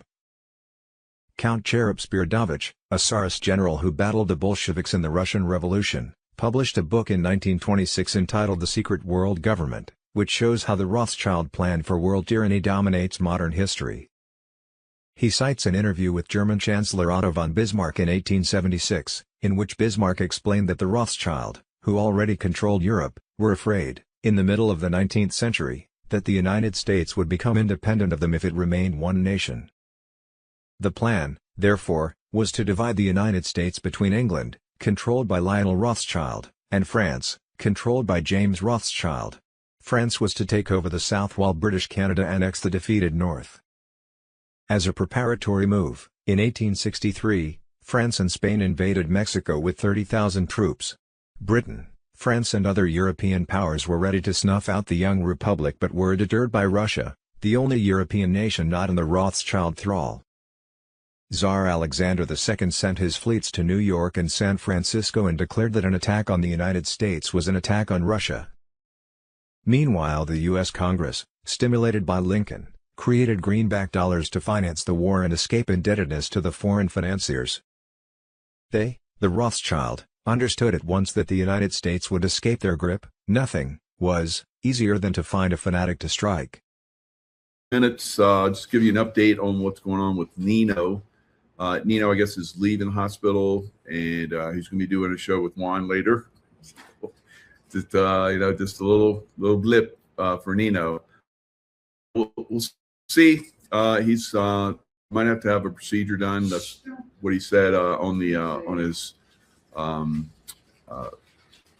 He let something out, I guess, and said it might be doing something. So you never know. He could be good. He could be doing something, and who knows? We're all here for a short period of time, and try to do the best we can. So send him lots of love, and we'll see what happens. Now, as far as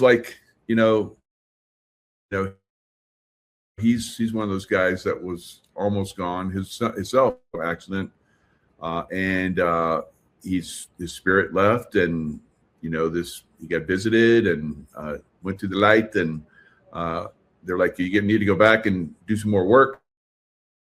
God said he'd take care of him and give him lots of information, so that's where he's at right now. Set him in his footsteps into preparation for the time to come.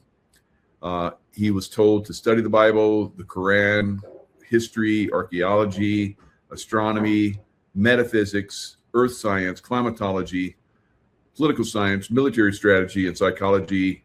And during his near-death experience, he was told he would change jobs frequently, and each job would be ordained to teach him a valuable lesson. And that's what obviously happened for him. Now, that we're going to talk about Iran, and he's going to share how political realignment that will change the world. And so I've looked at his slides, pretty interesting.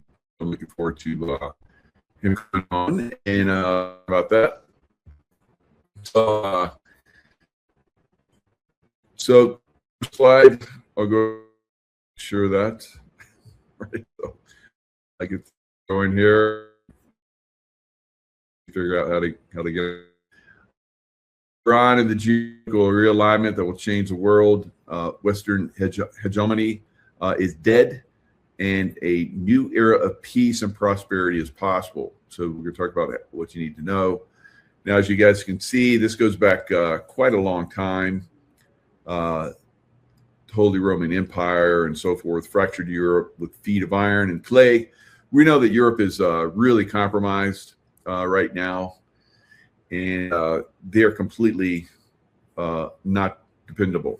And I think we're going to see the fracturing of Europe ways. That Starmer is supposedly going to resign on Monday, so we'll see how that's going to affect Europe and so forth. So very, very interesting time that we're basically in right now. You're here, but you can't be heard or seen. So where are you? Yeah, we have him. Have you up, Larry? Okay. Tracy Johnson. Can you hear me? Talking. You have no sound. I have no sound. That's interesting. Let me see. I don't see a mute button. Shit.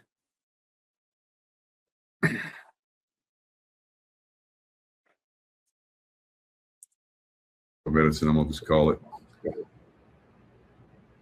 Let me try to work with you. My microphone says it's good. Glitchy, yeah. So hopefully we got it fixed. All right. So Larry's trying to figure it out on his end. Of course, he's got the book Restoring the Republic. That's out right now. I've got that book, really good insights in it. Who'll be talking about that book. And calling we Tracy also Joe have Jocko. fires that are going on in California.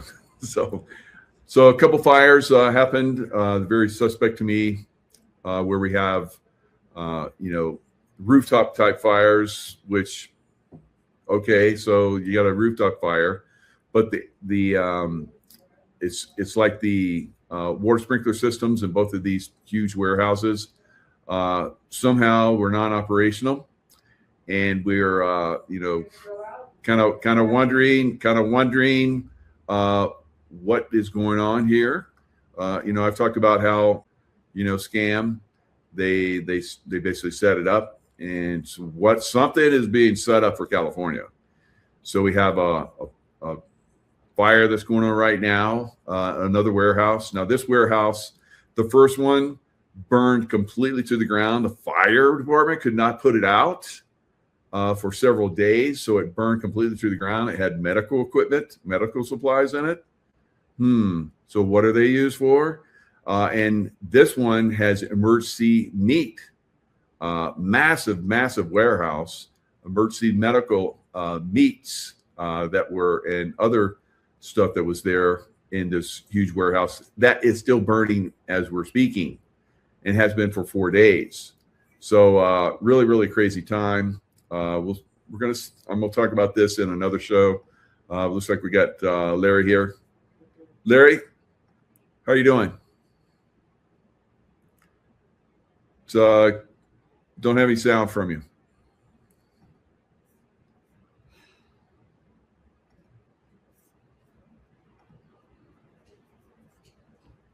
Can you hear me now? How about now? Nope. According to my end of it, Still muted.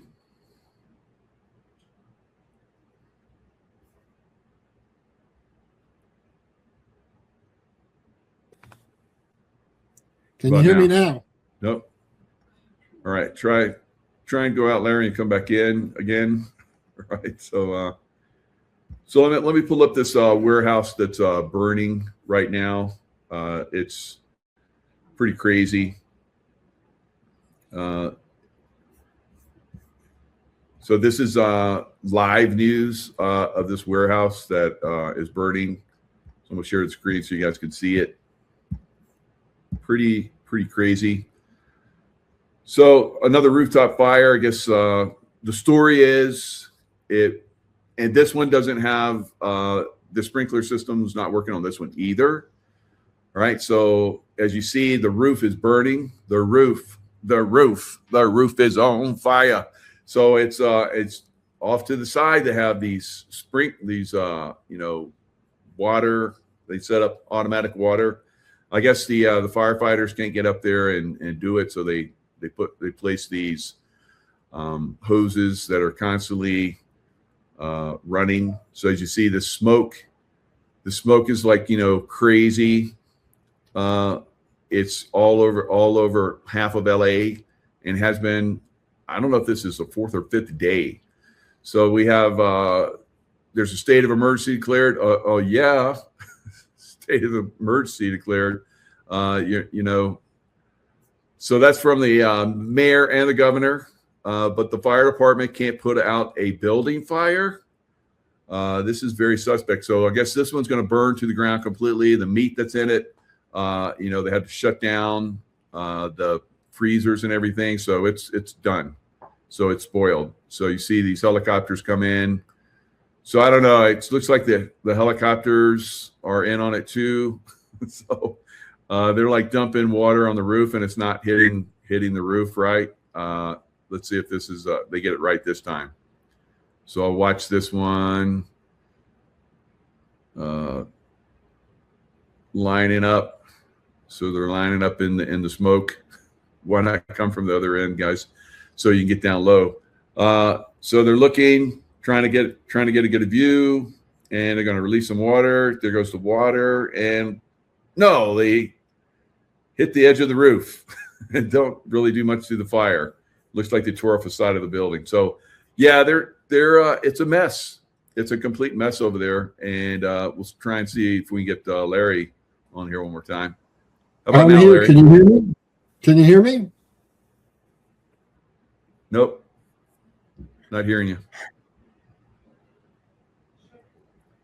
Let me just.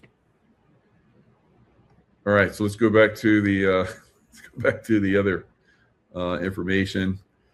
So let me pull up this one thing about both of those buildings that are burning. Now this is on my X. This gentleman went to Grok and asked about some context. So it talks about the government-related activity, primarily through limited federal contacts and ties. They got a little bit going on there. It says documented contact with the U.S. Department of the Interior. They got Fish and Wildlife Service, DoD Veterans Programs, emergency disaster context. So it's a cold storage facility during the COVID timeframe. Right. Lineage has mobilized for crises, for wildfires and storms, by securing food supplies, donating and coordinating aid with partners like the American Red Cross, strong and formalized ties through their own Lineage Foundation, partnerships with Feeding America, Global Food Banking Network. Initiatives include donating surplus food, share a meal.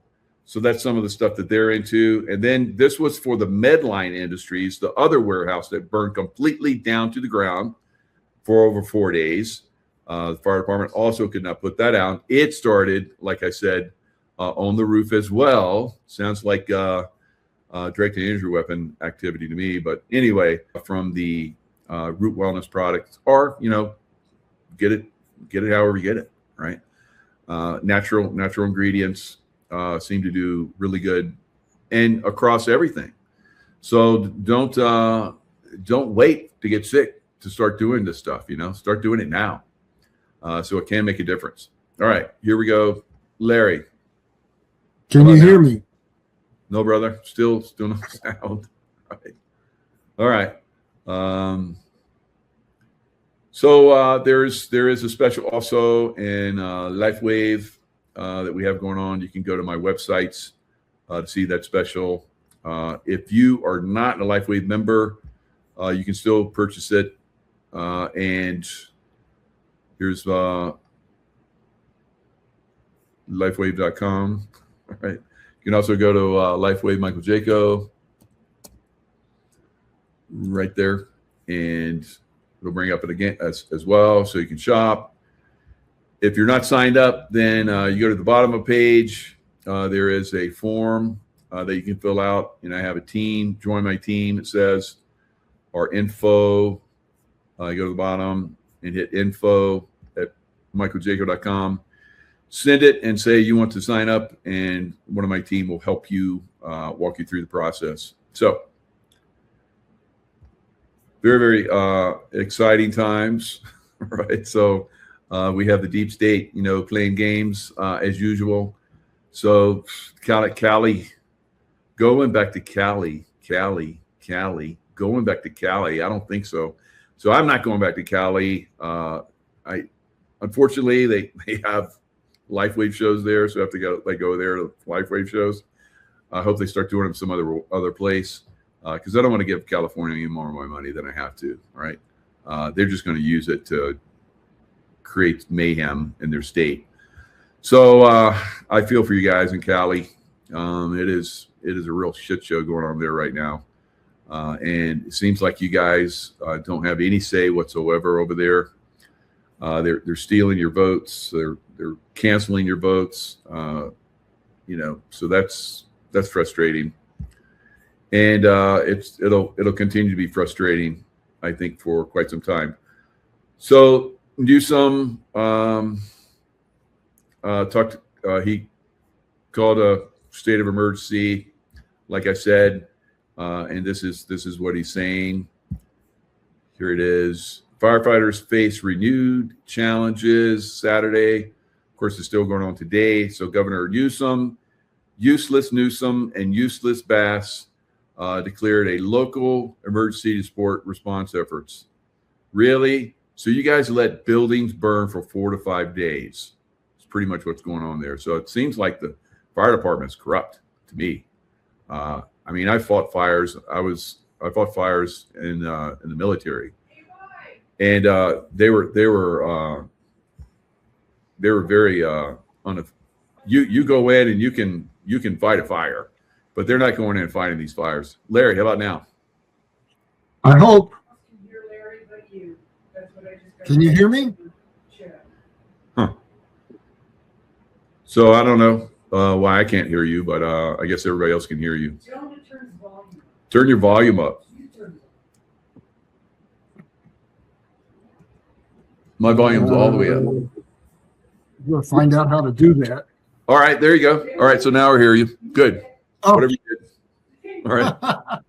Here we go. What it was doing is it wasn't connecting my microphone, but I was unmuted. So anyway, here we go. Wherever you want to begin. Pull it up now. There we go. All right. All right.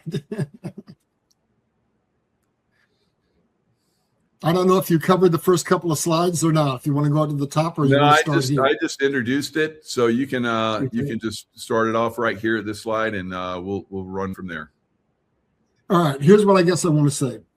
The newscasters either are choosing not to tell us the truth, or they don't have the big picture because they only focus on the events of the last week or two. So I felt I needed to do this. God came to me and said, hey, people need to know what this is about. So I'm going to bring in the Bible. Oh, you know what? Let me see something. Or maybe I do want you to go back up, because I want to bring in the biblical scriptures, because we need that to tie everything together. Okay. So, or maybe it's down. Go down to the one after the one you're on. Let's start with that. Going down one more. There we go. So here we go. Let's start here. So bottom line is we basically are in a situation where you have to understand this. You have to go all the way back 2,000 years, and you have to basically look at the Daniel's prophecies, and you have to look at what was happening.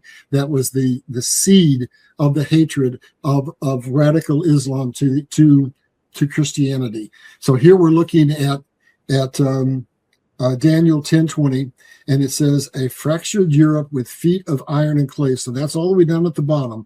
That's the last kingdom. This is Daniel telling Nebuchadnezzar about the various kingdoms that would be formed from his time until the end. And preceding the European Union, the kingdom that's partly strong and partly weak, called the Holy Roman Empire. You had the Roman Empire. That was iron. It was as strong as iron. But now for all of our lifetime, we've been under the Holy Roman Empire, where basically power was ceded from Rome to the Catholic Church through the Pope, who then appointed the kings and took kings out, and the power then became sent through the church to the state. And that's the situation we're in right now. And if you listen to what Trump has been talking about for the last couple of months, he's calling Europe out. Europe is fractionalizing. It's falling apart. So we're seeing that prophecy from way, way, way back 2,000 years ago is now happening. Now, if we go to the next slide, we'll get the next biblical reference. And what we're going to see is that it's right in the Bible. If you just know the Bible, we go all the way back, and it's going up to Jeremiah 49. And what it said there is that there was a governmental entity in the Middle East that was called Elam, and that later became Persia, which is now modern day Iran, if you follow the maps. And so what you've got is, we're talking about Iran here in Jeremiah 9. And basically it's telling us that God was going to put a hook in Iran's mouth and turn them in another direction. And I'll give you some context for that. So what was basically happening is that God was saying in the Bible that Iran wasn't going to get what they wanted. They were, at that time, we didn't know the context, but it was describing a nation that was more powerful than you would think it was, given its geographic size. Well, what does the Bible tell us? It's all of our current conflicts are always about oil. So what do we know now? We know that they said on the Strait of Hormuz, they know that that's the blood lifeline for oil of the whole entire world. That gives them the inordinate amount of power that they have, but that power has been taken away because things that happened in the last few weeks since Trump started this war that say that we're no longer going to send 20% of our oil up through the Straits of Iran, of Hormuz rather. So what's happening is the other Arab nations have opened up the existing pipelines to maximum, and they're building new pipelines. And then as soon as they're done, basically what's going to happen is Iran is no longer going to be able to extort the world by controlling 20% of the world's oil. There'll be much less oil going through Iran than there is now. And so that's that hook that God said he would put in. And then we have to go down to another biblical scripture, and we have to say, well, where is the seed of hatred between Judaism and Islam? And then you have to include basically Christianity and Judaism, and it basically goes all the way back to Abraham. And when Sarah was promised and Abraham was promised that they would have a child, when it didn't come immediately, he went to his servant and had Hagar and had Ishmael through him. And what did that birth? That birthed the spirit of the orphan. And so what happened is when the baby was young, Sarah said, Tell Ishmael and Islam that they have to Ismail that they have to leave. So they went on to the desert where they almost died. But basically, that created that spirit of the orphan that exists today. That is the foundation for the hatred between Judaism and between Islam. And what we need to realize is Islam is dedicated to controlling the entire world. So I want to take you through just a couple of little history points on here. Ishmael became an orphan spirit. That was the seed that basically has created that hatred in the world. We fought them back and forth in the Crusades for 1,400 years, yep. and neither nation ever got a strong foothold. And then in 1953, here's where the current hatred came in. In 1953, Iran had given exclusive rights to the Three Sisters oil. Remember, it's always all about oil. And they had exclusive rights to all the oil in Iran. Well, they got a democratically elected prime minister. And what did he do? He said, you are inflicting Western hegemony on us, and we're not making any real money off of this oil at all. So I'm going to nationalize the oil fields. And so then what happened? The Three Sisters Oil Company whimpered, and they came to Eisenhower. Remember, he was president now, but he was a general before. And they said, you've got to do something. So Eisenhower agreed, and he sicked the CIA on them, and they orchestrated a coup, and that led to the Shah of Iran coming in, which led back to a reversal where we re-implemented Western hegemony onto the nation. That created the seed over time where they hated us. And that led to what we saw on November 4th of 1979, where the revolt happened and the Islamic Republic was founded. And then just a few months later, when we made the attempt to get the hostages out, that was in April of 1980. Basically, it failed. And ever since then, those are the events that led up to where we are today. So let me stop, Michael. I think the people needed to have that historical, biblical background so that we can get into now the current times. Comments before we go on? Yeah, it seems like Islam is basically captured by the dark side. And we're like you're talking about, it's trying to take over the world. And Lucifer is trying to take over the world through Islam. And what I'd like to do is go through these remaining slides real quick. And then I'd like to get off the slides and have you and I have a conversation, a dialogue where we can talk about what's happening today. So here they are. They tell us it's right in our face. Islam will dominate the world.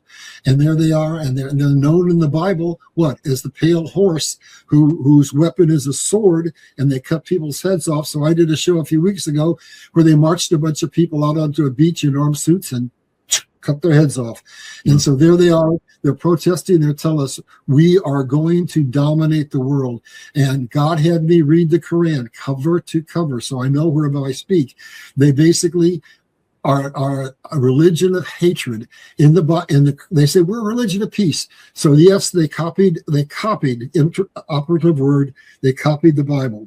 They basically tried to take over the throne of Christ by saying, well, the prophet, keyword prophet, Christ is dead. Now we have a new prophet, Muhammad, and basically they were rejected by Israel. And so in the Bible, in the Quran rather, I should say, it speaks of all the peace, all the kind of virtues that you see in the Bible. But then it says, but for the infidels, for anybody of any religion other than Islam, because they are idolaters and they are our enemies.